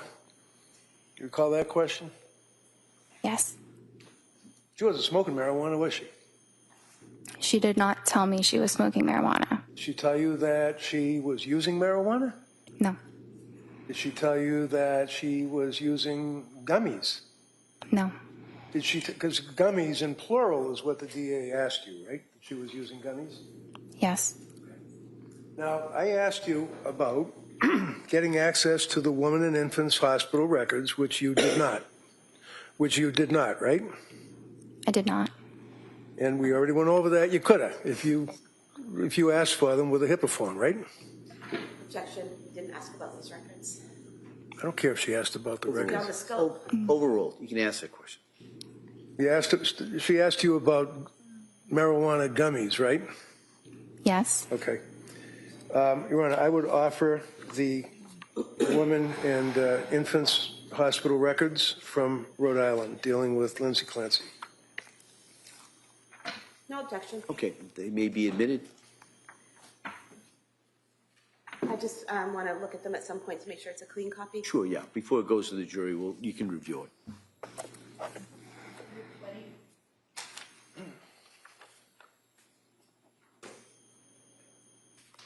And it's important for a patient to be forthright when asked questions by their provider, right? Yes. And you always, in your opinion, found her to be forthright, right? Yes. If I could approach you with Exhibit 220, excuse me, and see the second paragraph, it begins in the middle of November. Could you read that for a sentence? In the middle of November, she tried taking a marijuana edible to help her sleep, which caused her to have increased anxiety and palpitations. So, the records, if you had obtained them, you would have seen that it was not marijuana, it was not gummies, plural. It was one gummy that she tried, and it didn't work out, right? Based on what I just read, yes.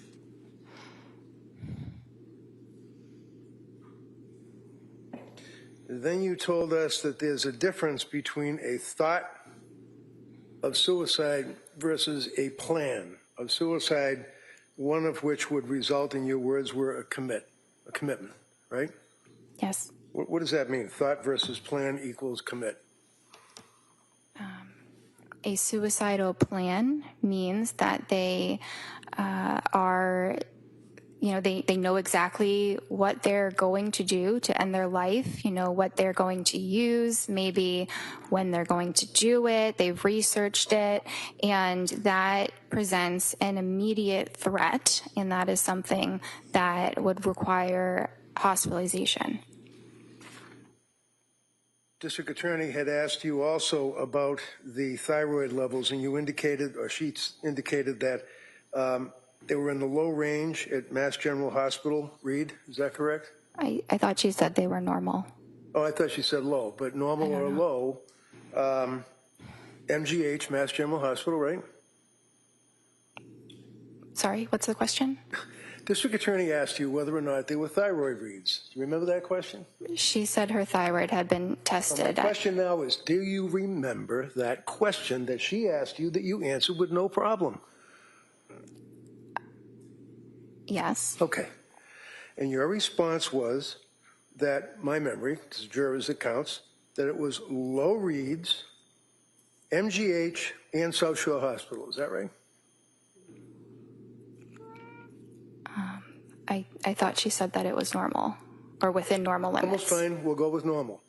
So your memory is that there were thyroid blood level reads of Lindsay Clancy from 2 healthcare providers. Is that correct? Yes. One would be Mass General Hospital, right? I don't remember exactly. I think she said yes. I think she said Mass General. Okay. Do you remember where the other hospital healthcare provider was? It might have been South Shore. Do you know what date those were? No. Those are old reads, weren't they? I don't know. One of the things that the district attorney asked you about on a number of occasions that seems to be important is if the person that you're treating has, I guess, what do they call it, pressured speech? Yes. And you told us repeatedly that you never detected that Lindsay had pressured speech, right? Correct. I'm sorry? Correct.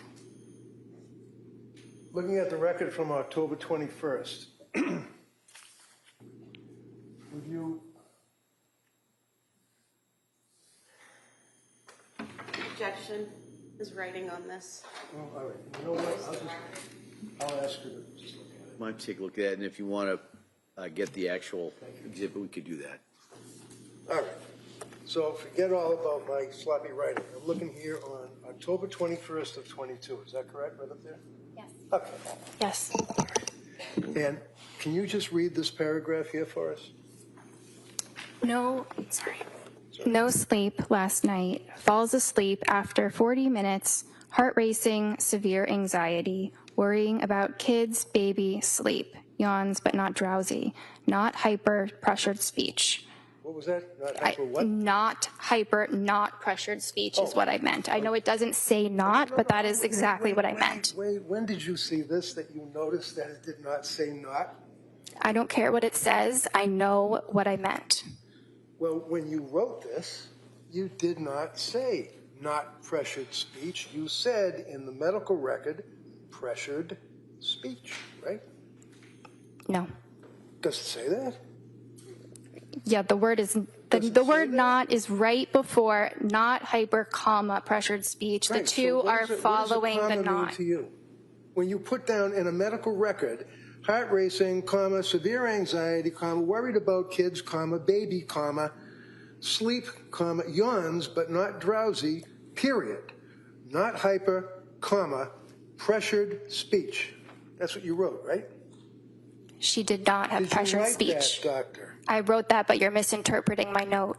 Am I reading this correctly, and the jury will be able to look at it, that you put not hyper, comma, pressured speech? Did I read that right? Yes, but your interpretation is incorrect. As opposed to yours? That's all I have. Just in regards to what was raised there. Yes, just two brief issues. Approaching you with your records from October 21st, 2022, the section labeled speech, where there are all the boxes where you can put pressured, word salad, all of the different things. What do you check off for speech on October 21st, 2022? Appropriate. And defense asked you about the thyroid levels. Would it be accurate to state that I asked you if you were aware that her levels were normal at South Shore Hospital and Brigham and Women's Hospital? Yes. And your answer was no, correct? No, I was not aware. Because you don't have those records, correct? Correct. Thank you. Do we have any clue as to how old they were? I don't know. You're asking me about something I never saw. All right. Nothing further. Thank All right. Anything further? All right. Thank you, Doctor. You may step down. Thank you.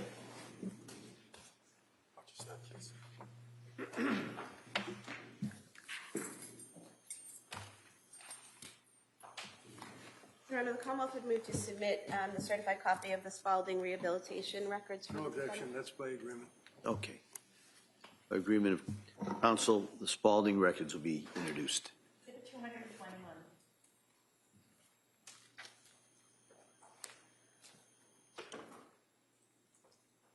Can I call the next witness? Please, counsel. Commonwealth would call Julie Paul.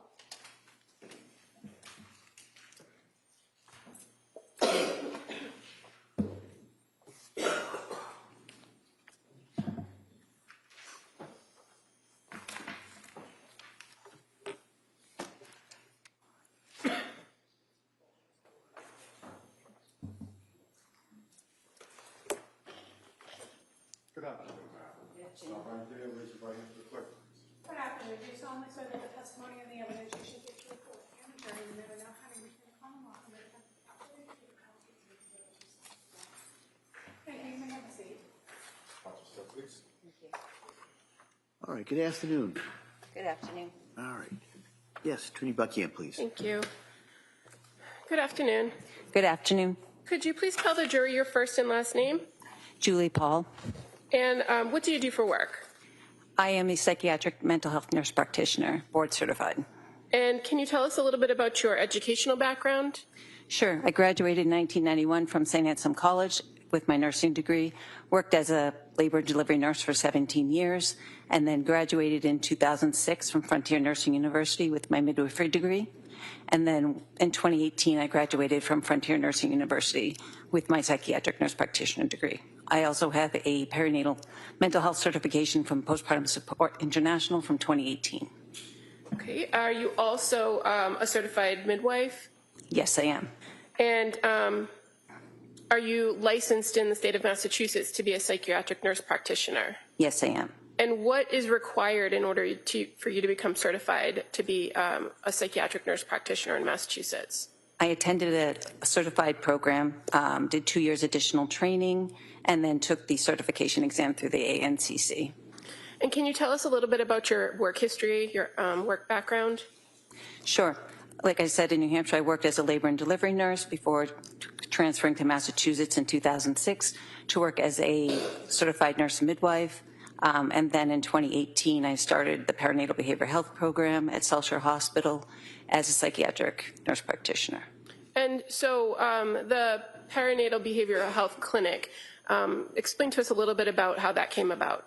Sure. There's a lack of resources on the South Shore for pregnant and postpartum people with mood disorders. So I really felt compelled, because I had a couple clients that really struggled with mental health issues as a nurse midwife, and really wanted additional education and being able to prescribe for them and take care of them in a proper way. So I went back, got my Psych NP, and then worked with South Shore Hospital to establish the program. And where was the program actually located? It was located right in Weymouth, Massachusetts. And you said you worked with the South Shore Hospital? Correct. So the clinic is tied to South Shore Hospital in the South Shore Health System? Yes, it is. Now, when did you start that program specifically? When was it up and running? 2018 is when I started, in October of 2018. Okay. And what, did you do that by yourself, or did you have other practitioners that were doing that with you? Initially, it was just me. I started doing it 2 days a week and then grew the program gradually over the next year or two. And what makes up this program other than you? So at the time, when it was just me, I just saw patients 2 days a week, and then gradually it built up to 5 days a week. And we included a therapist in the team, 2 additional prescribers. We also worked with women with substance use disorders as well, so we had additional support that way. And then when the building grew, we also had the Bridge Clinic on the other side, and then we were on the other side of that program. And what's the Bridge Clinic? The Bridge Clinic works with people with substance use disorders. And all of this is kind of under that umbrella of what's classified as South Shore Behavioral Health, correct? That's correct. Now, as the clinic grew, did your role there change? I'm sorry, can you repeat that? As the clinic grew to what you described as having additional therapists and other prescribers on staff, did your role there change at all? I became the director of the program. And as director of the program, did you still see patients? Yes, I did. And was that at the same level as it had before, or did it decrease because of your administrative roles? It actually increased because I increased my hours to 5 days a week. I did have a little bit of administrative time. Okay. And can you tell us a little bit about how the clinic would work for a woman who is coming in either during the birth period or prior to birth and after birth? What kinds of things would they be offered at the clinic? So I'd receive a referral, and then the client would come in. We would do a 90-minute intake. When they left, when it was just me, I was using outside therapists, that sort of thing. But as the program grew, we had moms groups run by doulas. We had therapists that was brought in from Aspire, but part of our program embedded within our program. And I brought in 2 additional prescribers as well as nursing staff.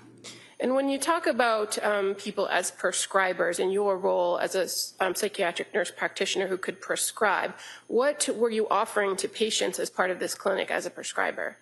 We were offering the proper medication for anxiety, depression, mood disorders, really any psychiatric disorder that came in, mostly for pregnant and postpartum people up to 2 years postpartum. We also offered therapy focused on sleep hygiene, really looked at the whole person, not just medication management.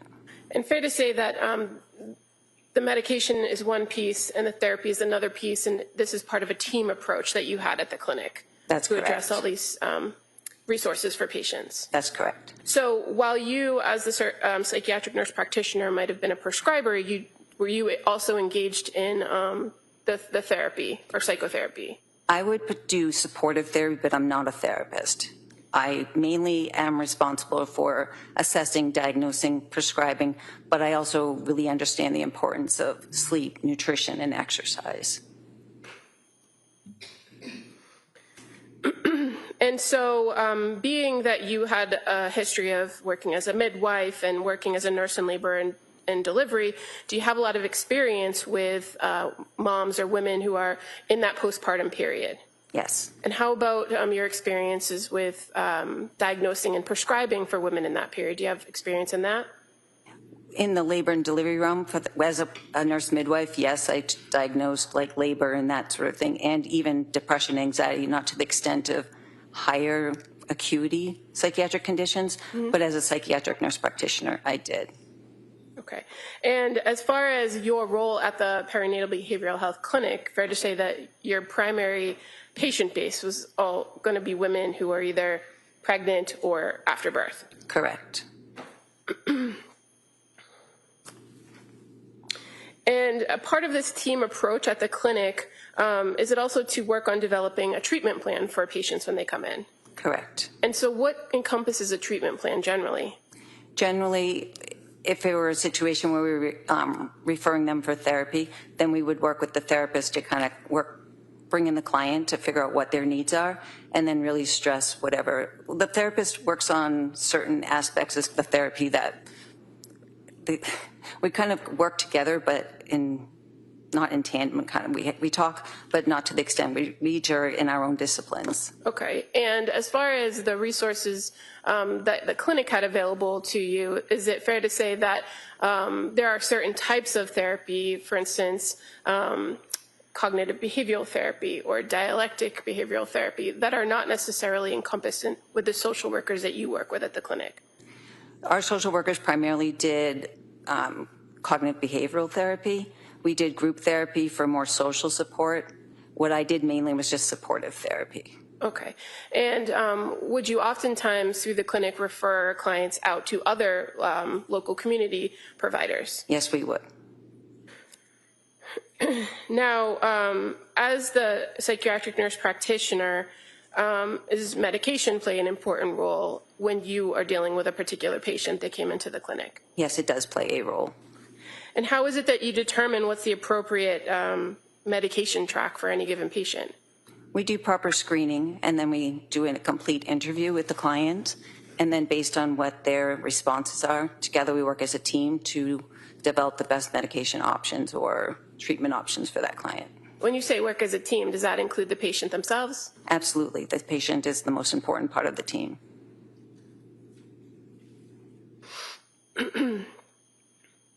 And in your training and experience working with postpartum women, what is the acceptable period to determine postpartum? Anywhere within the first year.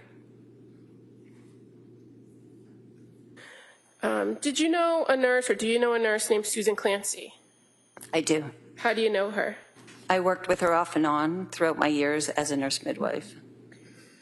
And what's the nature of your relationship with her, other than the working with her?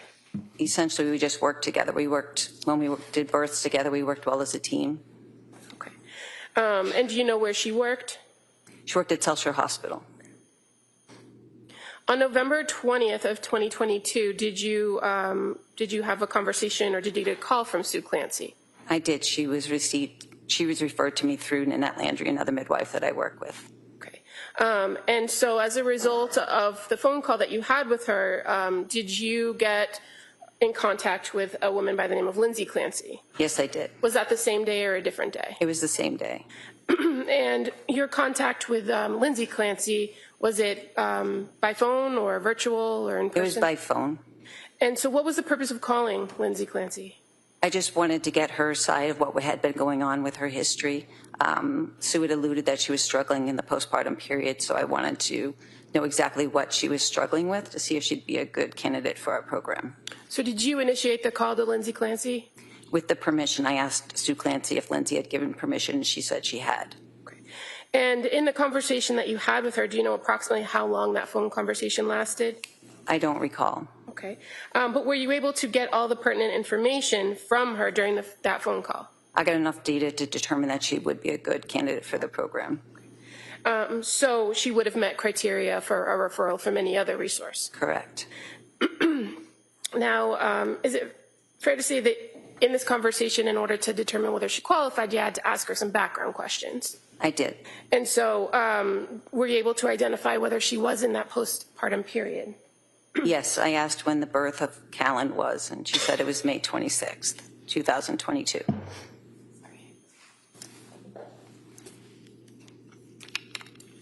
And so after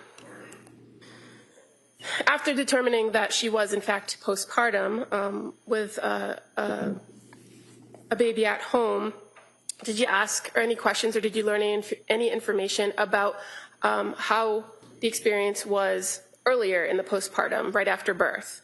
I did. She said she did really well for the first 12 weeks. She was excited, really happy. And then when Patrick went back to work, she said she started to struggle with some anxiety. And you knew Patrick to be her husband, Patrick Clancy? Correct. And do you recall her indicating that she was having difficulty leaving the baby, that she was feeling overwhelmed and having racing thoughts? Yes. Okay. And so in your training and experience, are those things that you would hear from new moms? It was very typical of what I'd hear. Did you learn from her whether she had engaged with any other treatment prior to contacting or prior to you having this conversation with her? She did say that she had met with a psychiatrist. She didn't give the name. And then she had also said that she had been in the emergency room a few days prior to. Okay. And were you able to determine that was actually the South Shore emergency room? Yes, it was. And that would have been on November 16th of 2022? Correct. Now, in addition to seeing a psychiatrist, did she identify to you some medications that she had been taking up to that point? She did. She said she had trialed Zoloft for 1 week. She also said that she'd been trialing Ativan and Benadryl, which worked the best to help her sleep. She identified she had questions about Buspar, didn't say specifically whether she had been prescribed that or not, but that she had questions about Buspar. Okay. And did she mention anything about that combination of Ativan and Benadryl in her treatment history that was of concern to her? Just that she had been taking it for 2 weeks. It worked really well, but then she was getting concerned about dependence, so she self-weaned herself off of that. And were you aware, did she tell you that she had been prescribed trazodone after that? Yes, after she went to the emergency room, she was prescribed trazodone. Did she indicate whether the trazodone gave her any relief to her sleep issues? She said she was able to fall asleep, but was having difficulty staying asleep. Did she also indicate to you that one of her goals was not to be on long-term medications? Yes, she did. And based on this initial phone conversation, did you recommend that she come in for an intake appointment? I did. Okay. How about the immediate need for sleep? Did you address that with her in the phone call? I just encouraged her to take the medication that she already had on hand, that if the Benadryl and the Ativan were working, she should take that to help her sleep that night. And we talked the next morning about different options. And also in this initial phone call, did you have a conversation with her about options and risks of various types of SSRIs or continued use of benzodiazepines? Yes, we reviewed that being on SSRI most of the time is preferable than being on benzodiazepines for long periods of time, especially to address her concern about addiction or dependency on the medication. Okay. And is this kind of a normal conversation you would have with somebody to screen them and determine whether the clinic, the South Shore Perinatal Clinic, was an appropriate fit? Yes, it's more to establish rapport and get a basic understanding and make sure that she was safe. Okay. And she did indicate that she was safe. And so that's kind of my follow-up to that. So in the course of that phone call, you were able to communicate with her, correct? Correct. And what she was telling you about her reported history, did that seem to make sense to you? Yes, it did. And did you identify, or were you addressing or assessing during the whole course of this conversation whether there was any immediate safety risk or need for her? Yes, I was. And did you find that there was any? There was no immediate need. Now, as a result of this conversation, did you determine whether she was having any suicidal ideations? Yes, I asked her specifically if she felt like she wanted to harm herself or her children, and she said no. And how about asking her about homicidal ideations? Yes. And did she indicate whether she had any? She did not. Did you also ask her whether she had experienced any auditory hallucinations? I did. And did she experience any? Not at the time, no. And did she indicate to you whether she'd ever experienced any? No. How about visual hallucinations? Did you ask her about those? I did. And did she indicate that she had experienced any? No. And delusions, did you ask her whether she had any delusions? I didn't ask specifically about delusions, I believe. Okay. And in the course of talking with an individual, do you kind of constantly keep that in mind with what they're telling you, whether they're having any ideas of delusion? Yes, I do. In the conversation you had with her on November 20th, did you identify, based on your conversation with her, whether she was experiencing delusions? No, I did not. And fair to say, a standard set of questions that you also ask have to do with drug use or tobacco or alcohol. Did you ask those questions as well? I don't recall.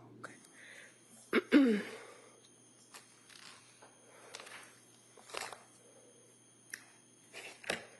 If I were to show you your note, would that refresh your memory? I have my notes right here. I could look at it. Okay. Draw your attention to the note from November 20th of 2022. Yes, I did ask her apparently. And she said no to illicit drug use, tobacco or marijuana or alcohol at that time. Okay. And she also indicated to you that at this time on November 20th that she had stopped breastfeeding. That's correct.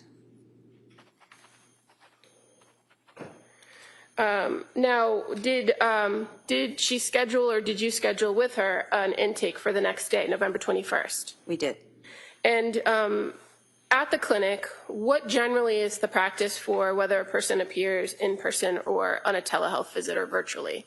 Generally speaking, we like to do the intake in person as long as it's feasible. And for her, it was. Okay. And just kind of while we're on that topic, going forward with a patient who's being seen at the clinic, what are the criteria to determine an in-person visit or a telehealth visit? They're given the option about what works best for them. And are there instances where you as a provider might insist a person comes in person? If somebody needs to do like a urine drug screen or laboratory work, we'll have them come in. Or if they seem to be not making sense or having more difficulties, we'll have them come in person. And if a person is scheduled for an in-person visit and there are no observed issues on your end, can they opt to change it to a virtual appointment at any point? Yes. Okay. And that's just the normal course of business at the clinic? Correct.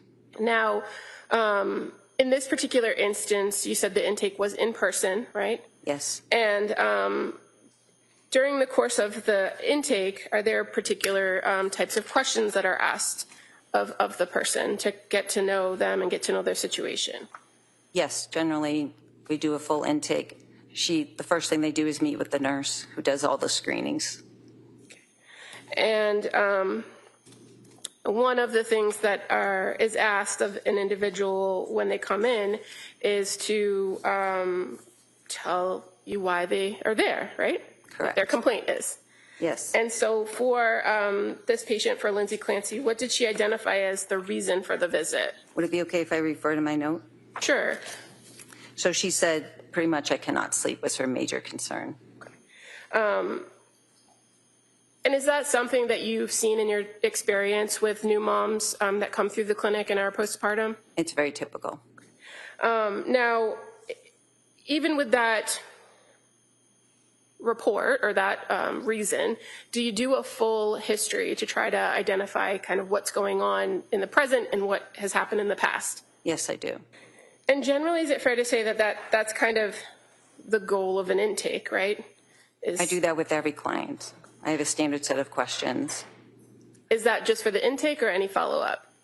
Any follow-up, I have a basic kind of script, but I always adjust it based on what they're saying.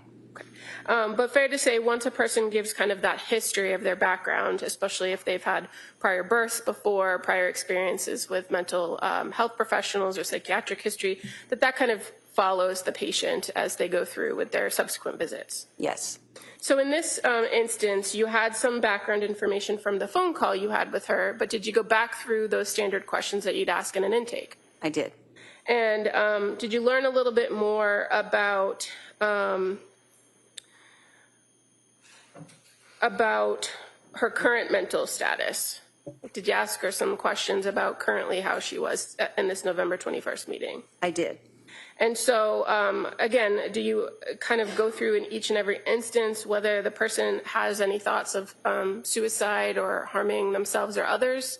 At every visit, those are standard questions that I ask if they have any type of suicidal homicidal ideation or auditory or visual hallucinations. Do you ask the same questions each time, or is it kind of fluid based on your rapport and conversation with the patient? Generally, I try and touch upon the topic. Sometimes we get to that answer indirectly just by the line of questioning that we're using. Okay. And where it had been reported to you that she had been on the Zoloft and stopped due to insomnia, that she was overwhelmed and her mind was racing, did you talk with her about intrusive thoughts? I did. And did she indicate whether at that point she was having any intrusive thoughts of harming herself or her babies? She was not. Did she report to you how she was feeling at home with having now 3 children to take care of? She was feeling overwhelmed. And that, again, reiterating that around 12 weeks when Patrick went back to work, that she was having increased anxiety. Correct. And did she indicate to you that that was something that she had experienced to some extent with her other 2 children?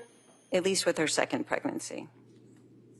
And was she able to manage that with her second pregnancy without medication? As far as what I was told, yes. And fair to say she indicated that she would use breathing, meditation, and yoga to work through it. Correct. And so on this November 21st intake date, you again ask about drug use, right? Correct. And at this point, she had told you that she did trial one CBD gummy at some point, but that did not help. Correct. And you also learn about any prior psychiatric medication she had been on? Yes, she had been on the Zoloft, the Ativan. She had been prescribed Buspar, but she didn't indicate whether she had taken that or not. Okay, and so that was her report of her most recent course of treatment, but did she talk about having anxiety issues yes. further back in her history? Yes, in college she had trialed Prozac, propranolol, and Wellbutrin. And fair to say she indicated that to you that she did well on those medications in nursing school? Correct, with the only side effect being sexual side effects. Did you talk to her at this point in November 21, 2022, about whether she had a plan to go back to work? I don't know if that was a specific day. I know that we talked about work at a different date. Okay. If you have your note in front of you, I'd just draw your attention to maybe the last paragraph of the history of present illness. Oh, I'm sorry. And you're talking about the day of the intake? Yes, sorry. Sorry, I thought you said the 22nd. So, yeah, she had planned to go back to work in October, but it got delayed. She pushed it forward to November because she was having anxiety. Okay.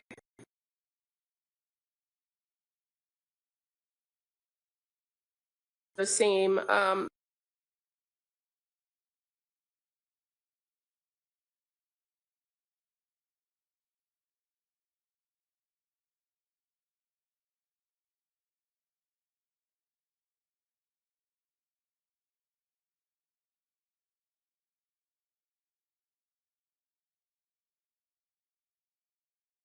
in that postpartum period, are there any specific screenings that you do? Yes, we do the Edinburgh Postnatal Depression Scale. We did the GAD, which is the Generalized Anxiety Depression Scale. We did the Mood Disorders Questionnaire Scale, the Colombian Suicidal Scale, as well as the 5 Ps, which assesses for substance use disorders in pregnancy and postpartum. And so as far as in each one of those screens, what did you find as it pertained to this particular patient? She was significantly high in the GAD-7, which is for generalized anxiety. She scored 21 out of 21, which they're just screening, so it's not diagnostic, but it did indicate that she was experiencing extreme anxiety or so.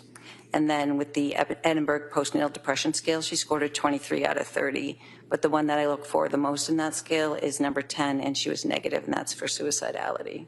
Okay. And so why is it that you look at that one in particular, or why do you consider that most? Because that shows significant depression, especially if they have thoughts of harming themselves. Is it fair to say that that Edinburgh scale it also could fluctuate with postpartum mom depending on their situation? Yes. And the other screens that you performed, did you identify whether there was any substance use issues? No, there wasn't. Now, once you were able to kind of gather all this information from her and do these screenings, were you able to come up with an assessment and a plan for how to help her? Yes, And what was going to be the plan with Ms. Clancy? So we had discussed starting Prozac. Okay. And is that, or why Prozac? Why start there? Because she'd had a history of being successful on it in the past, and that's a good indicator that instead of trialing multiple medications, to start with the ones that actually work. So I gave her 10 milligrams for the first 4 days to make sure there were no adverse reactions, and then I was going to increase her to 20 milligrams if she tolerated that well. Okay. And what about some of the medications that she had already, that she was already on, the Ativan and Benadryl and the Trazodone? Did you have a plan for those? I did. So I encouraged her to take the Ativan. So when Prozac can sometimes be very activating, it can make the anxiety worse before it gets better when you first start it. So I wanted to pair it with the Ativan just in the beginning, just to help her be more comfortable with the anxiety and to make sure that it didn't interfere with her sleep. And as far as Prozac goes, what class of medication is it? It's an SSRI, a selective serotonin reuptake inhibitor. Is it commonly prescribed to treat people with depression? Yes, it is a first-line treatment. You said first-line treatment? Correct. And the idea of pairing a particular medication like an SSRI with another medication, is that a fairly common practice with psychiatric medications? Yes. As far as you mentioned that sometimes symptoms could get worse before they get better.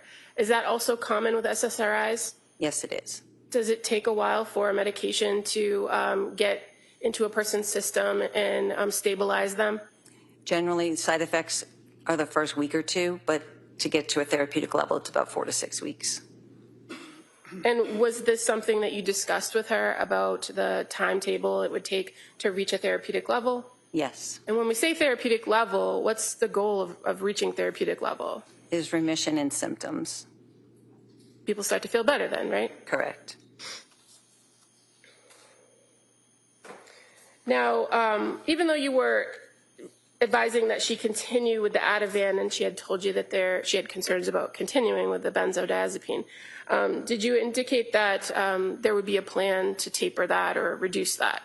Yes, once the activating symptoms went away, then we would look at reducing that and moving away from the Ativan and moving more towards like a Buspar. Okay. And as far as talking about that plan and what the risks and benefits of that plan were, did she appear to understand and engage in conversation with you about that? Yes, she verbally understood and said that she understood the instructions. Did she ask the appropriate questions or follow up? Yes, she did. And as far as kind of overall what the plan was moving forward, was medication the only recommendation that you were making, or did you have other recommendations for her? No, I set her up with talk therapy with Letitia Dukes as well. Sorry, when you say talk therapy, what do you mean by that? So coming in and actually doing cognitive behavioral therapy with a clinician, someone who is trained in this. Okay. And so you mentioned Letitia Dukes. Correct. She was the clinician in our program at the time. And when you make this recommendation and this intake visit, do you work with the patient to schedule something before they leave, or is it up to them to schedule the time with the social worker? It was set up with her before she left, I believe. Okay. And you're aware that the first scheduled appointment with Letitia was for December 2nd? Correct. I believe because it was a holiday week that week. Okay. Now, this time that you were with Ms. Clancy during this initial intake, fair to say it was approximately 60 minutes? Yeah, she spent 30 minutes with my nurse and 60 minutes with myself. So she was there for an hour and a half. And is that normal time period that you allot for people coming in for intakes? Yes. And as far as follow-up with you as a clinician and prescriber, was there a plan set for when she was going to return? Yes, we had established a return in 2 weeks. Now, at this point, because you had made that initial contact with her and you had done this intake, was she going to be assigned to you as a patient? This was going to be a short-term arrangement. I was already in the process of leaving the program at the time. Had that been communicated to her? I don't recall. Okay. As far as what your plan was, how long were you remaining at the practice? I was at the practice until mid-December. So this was like a pre-planned... I was moving back to New Hampshire, yes. But as far as the preliminary care, did you continue on with Lindsay as a patient? No, I transferred her care on November 30th. And I communicated with that to Lindsay. Okay. So as far as after the intake, she was provided with that December 2nd intake or meeting with Letitia Dukes, the social worker. And then the next scheduled event would have been December 7th, right? For a follow-up? She had I believe, I don't recall the actual, what her next follow-up with me was. I don't recall that date, but she did have a follow-up with Rebecca Gelata. Okay. Prior to you communicating on November 30th that you were transferring her care, did you have further contact with Lindsay Clancy? Yeah, we had a few phone calls and my chart messages going back and forth. Can you just explain to the jury what the MyChart messaging system is in your practice? It's kind of a chat feature between the client. They can reach out directly to the provider. It goes right to our inbox, and we can talk back and forth between visits. And do you encourage patients when they come in and that first meeting to utilize the MyChart messaging system? I do. Often it's the quickest way to get a hold of me if they're experiencing any major issues. And fair to say it's just an easy way in between visits to communicate particular points of information or concerns or symptoms? Yes. Do you, in your practice, often use MyChart messages if you're not available to meet with the patient to make changes to their treatment plan? Occasionally, yes. Now, prior to your first MyChart message with Lindsay Clancy, did you get a text message from her on your personal phone? I don't recall. Okay. Do you recall whether Sue Clancy provided your number to Lindsay? I know I did. So she had my number because I called her from my personal phone call because it was on a Sunday when I reached out to her initially. So that November 20th phone conversation was a communication between you and her on your personal phone? Correct. And so do you recall on November 22nd getting a message from her saying, "Hi, Julie, this is Lindsay Clancy. I'm sorry to contact you like this, but when you have a minute, can you please call?" I can't recall whether that was a MyChart message or if that was on my personal phone. I apologize. That's okay.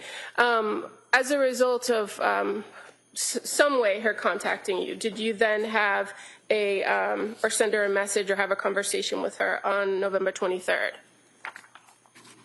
I know we communicated on the 22nd. I sent a message saying that was the day she was getting nervous about starting the Prozac, so we encouraged her to go ahead and start the Prozac. I know we communicated on the 23rd, either by phone or by MyChart message, that indicated that she had taken the medication. She had started it on the 22nd. Okay. And were you aware at this time period that she was currently already a patient in the South Shore Health System Network with a primary care physician named Margaret Anastasia? Yes. And she's a nurse practitioner, right? Correct. Now, as far as these concerns that she relayed to you about starting the Prozac, do you know whether she did start the Prozac? Yes, she stated that she started the Prozac on the 22nd of November. Okay. And by November 25th of 2022, did you start having some MyChart communications with Lindsay Clancy? I did. And so just referring first to November 25th of 2022, fair to say that you gave her or sent her a MyChart message encouraging to kind of stick with the plan, right? Correct, prior to that, yes. At that point, had you prescribed her something to help her sleep outside what you had previously provided or outside what she had? Before November 25th, I did not. Okay, so on November 25th, did you prescribe her some additional medications? I did. So she wasn't tolerating the Prozac, so we had a conversation about stopping the Prozac. I gave her, she was really having a hard time sleeping, so I gave her a one-time dose of Ambien. And then I also prescribed mirtazapine, which is another antidepressant, but it works really good for sedation and anxiety.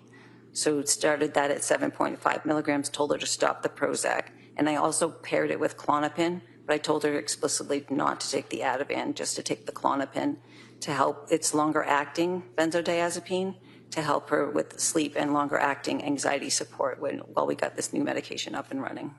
And so in your conversations with her about her concerns about the Prozac, fair to say she reported to you that she was feeling disconnected, out of it, a little bit spacey. Does that sound right? Yes, that's correct. And so you said your recommendation at that point was to discontinue the Prozac. Correct. And as far as the Prozac went, she hadn't taken it for very long, had she? She took it for 3 days. 3 days? Correct. And again, you had that conversation with her about kind of waiting it out for the 4 to 6 weeks. But based on what she was reporting to you, did you have any concerns about her stopping the Prozac after only 3 days? When a client doesn't have buy-in to the medication, it's awful. It doesn't work as well. So I was working with Lindsay to try and find a medication that would make her feel more comfortable. She was feeling very uncomfortable, very anxious, and the Prozac, she just wasn't tolerating the activation from the Prozac. So mirtazapine is a little bit more calming, which I thought she would resonate with better. Okay.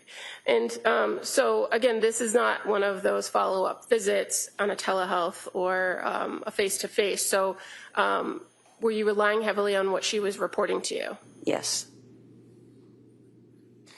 And again, in that MyChart message, you did indicate to stop the Prozac, Benadryl, and Ativan, and don't take while taking Klonopin, right? Correct. And in your practice as a psychiatric nurse practitioner who prescribes medication, is it common that you have to kind of trial different medications to find the right one to work for any given patient? Yes, it's pretty common practice in psychiatry. And fair to say, there's no way to anticipate how a particular patient is going to respond to any particular treatment, medication treatment. Correct. So after prescribing the Klonopin, the mirtazapine, and giving her that single dose of Ambien, did you do anything or set anything up to follow up with her after changing those prescriptions? I just told her to she can MyChart message me over the weekend. It was the holiday weekend. So I made sure she knew I was available to answer her questions. And fair to say she did, in fact, MyChart. You sent you MyChart messages over the course of that weekend, correct? She did, yes. And so starting at 7:51 on November 26th, she reported to you kind of how that night went, didn't she? Yes. Where she said, I did better last night. I took 7.5 mirtazapine and 0.5 Klonopin at bedtime, slept fairly well on and off until 3:45. And then she asked, do you think increasing the mirtazapine will help me stay asleep longer? I can survive like this, but would be helpful to get to sleep until at least 5. Thoughts? Thank you, Lindsay. Yes. Did you respond to that message? I did. And what did you advise her to do when she asked about increasing the mirtazapine and wanting to stay asleep longer? I said she could trial the 15 milligrams. And again, is that something that is common for you to do in prescribing, that maybe you have to adjust the dosage? Yes. Did you have any concerns that increasing the mirtazapine up to 15 would have had any issues or problems? No. And then again, on November 27th, you had a correspondence with her starting at 9:59 a.m., where she again reports to you how she did that night. Is that something you encourage her to do, to just give you a nightly or like a follow-up the next day, check in to let you know how she was or what she was experiencing by way of symptoms? I do that with a lot of clients that are really anxious. I like to make myself available to them so that they have that reassurance. Okay. So this wasn't kind of unexpected. It wasn't out of the ordinary for me. And so on the 27th, she indicated she slept well, taking the 15 mirtazapine and the 0.5 Klonopin, feel rested but super disconnected with myself and reality, and describes it as a scary feeling, thinking of stopping Klonopin tonight and just taking the mirtazapine. Do you recall that communication? And she acknowledges that I've only taken it 2 nights, so that should be right, okay? Or, sorry, I've only taken it 2 nights, so that should be okay, right? Do you recall her asking that? She's referring to the Klonopin, and yes, she did. She was really anxious about being dependent on benzodiazepines, so I think her goal was to not be on them. And if she was going to, the disorientation might have been because of all the sedation from the mirtazapine, which is a common side effect, which is why we chose that, and she knew that. And adding the Klonopin, maybe removing that, might have helped with some of the sedative factors for it. So did you find there to be any issues with stopping the Klonopin or her deciding not to take it after 2 days? No, I did not. And in fact, you indicated and told her that should help with the disorientation, right? Yes, it might. Okay. And so that was on November 27th. And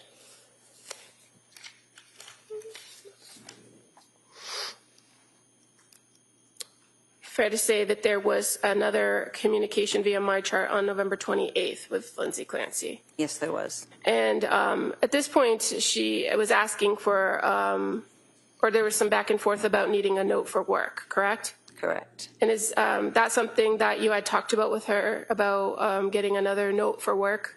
Yes, that's what I do that often. And in fact, you kind of went back and forth with her, and ultimately she said never mind, that she didn't qualify for short-term disability anymore, and she's just going to be on personal leave. Correct. So on the 28th, there was no back and forth about her taking the medicine and the effects or how she was feeling? She actually had a panic attack earlier in the day before those communications about work, and I recommended she take 0.5 of Ativan and go for a run. And I also recommended that she consider doing the partial hospitalization program at women and infants. And what was her response to the recommendation for the partial hospitalization program? At that time, she felt it wasn't going to work logistically for her or her family. Okay. And why did you recommend maybe going for a run? To get rid of some of the adrenaline from the anxiety. And running has been a really good thing for her in the past, and I thought it would help calm her down. Okay. Now on November 29th of 2022, that was the first day that she actually met with Rebecca Gelada, but you had some conversation with her, or she sent you a message, I should say, earlier in the day, correct? She sent me a message earlier in the day, and at that time I wasn't working that day, and Rebecca had an opening, so I offered the appointment with Rebecca for her. So I didn't actually communicate with her that day. Okay, but you did receive her message at 6:05 a.m., where she reported that at that point she took 15 Remeron and CBD and it only worked slightly. Correct. So how did you get from what you have told us now was the mirtazapine, or that's Remeron, right? Correct. How do we get from just the mirtazapine with not the other, without the Klonopin or without some other? The Klonopin was an as-needed medication. So I honored her choice to be able to decide whether she wanted to take that or not. Okay. So after this panic attack, after the communication about the work form, she reports the next morning that she took the 15 of the mirtazapine or Remeron, and then she was having some sleep issues, right? Correct. And that she tried breathing meditation and muscle relaxation, but that she ended up having to take the Ativan. Correct. Now, had you had any conversation with her in this back and forth and these MyChart messages about whether Ativan was something that she should continue to take? It was understood that she wouldn't take it until I had that conversation with her. I was under the understanding that she wouldn't be taking it while taking the Klonopin. But she had told you she wanted to discontinue the Klonopin. Correct. And so you said as of November 30th that you had then fully transferred care. I let her know that I would be leaving the clinic, and I thought it would be best if she saw a clinician that was working 5 days a week. And Rebecca Gelada, is she a clinician that works at the clinic? Correct. And had you worked with her for quite some time? She had been in the clinic, I think, for 2 years, I believe, at the time. And you said that you had recommended on the day before, on the 29th, that she set up that meeting with Rebecca because she was available. Correct. So it just was kind of happenstance that she ended up with Rebecca, or? I was in the process of transferring all of my patients between Rebecca and our new hire, and Rebecca was an experienced clinician, so I felt she would be a better match for Lindsay. Okay. And as far as when you sent or communicated to Ms. Clancy that you were transferring her care, that was via my chart message, right? Correct. And Lindsay then responded to you, or do you recall if she responded to you? I'm sorry. He did respond to me saying thank you for the care that I provided. She appreciated it and wished me luck. Did you have any other contact with Lindsay Clancy after that point? No, I did not.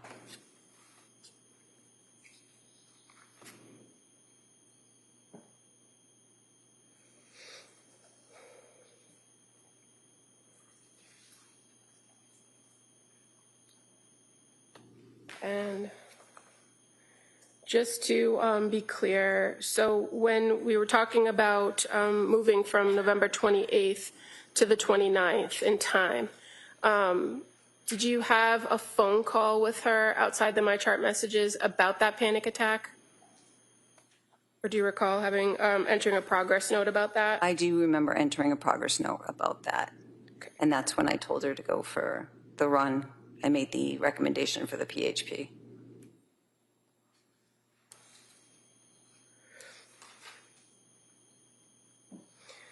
Did you ever have any further contact with Sue Clancy about Lindsay Clancy's care after that first contact on November 20th, 2022?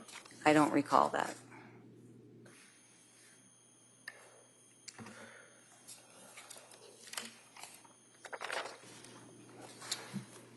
I have no further questions at this time. Council, can I see it? Sidebar.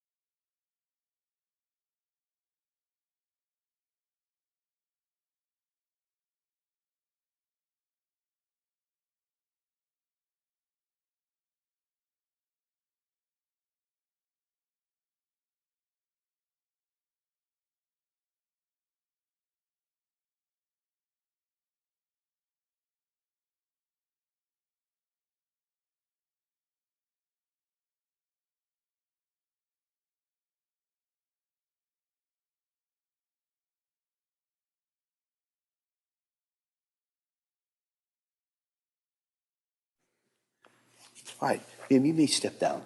Thank you.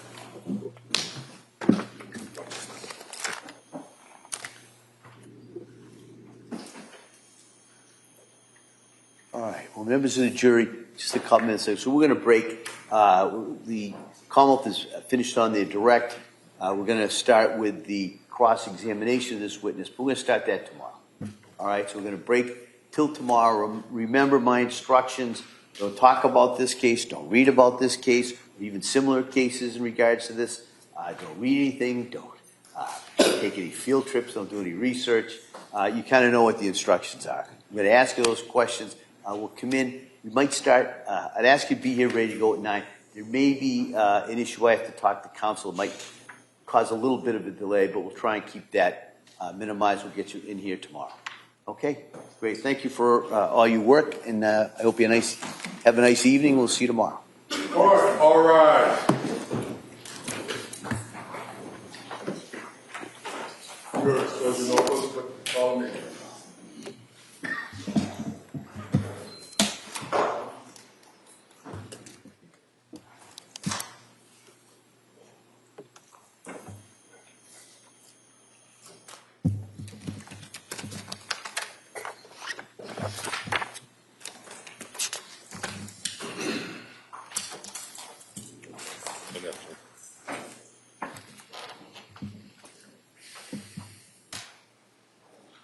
Members of excellent decorum, this court's in session. Please be seated. All right. Anything else we need to address the court? All right. Thank you. So the plan will be to start tomorrow. Before we bring the jury back in, my plan would be to address the defendant's motion for that additional witness.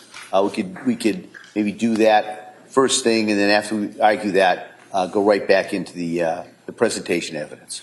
All right. All right. Thank you, everyone. Thank you. Court, all rise.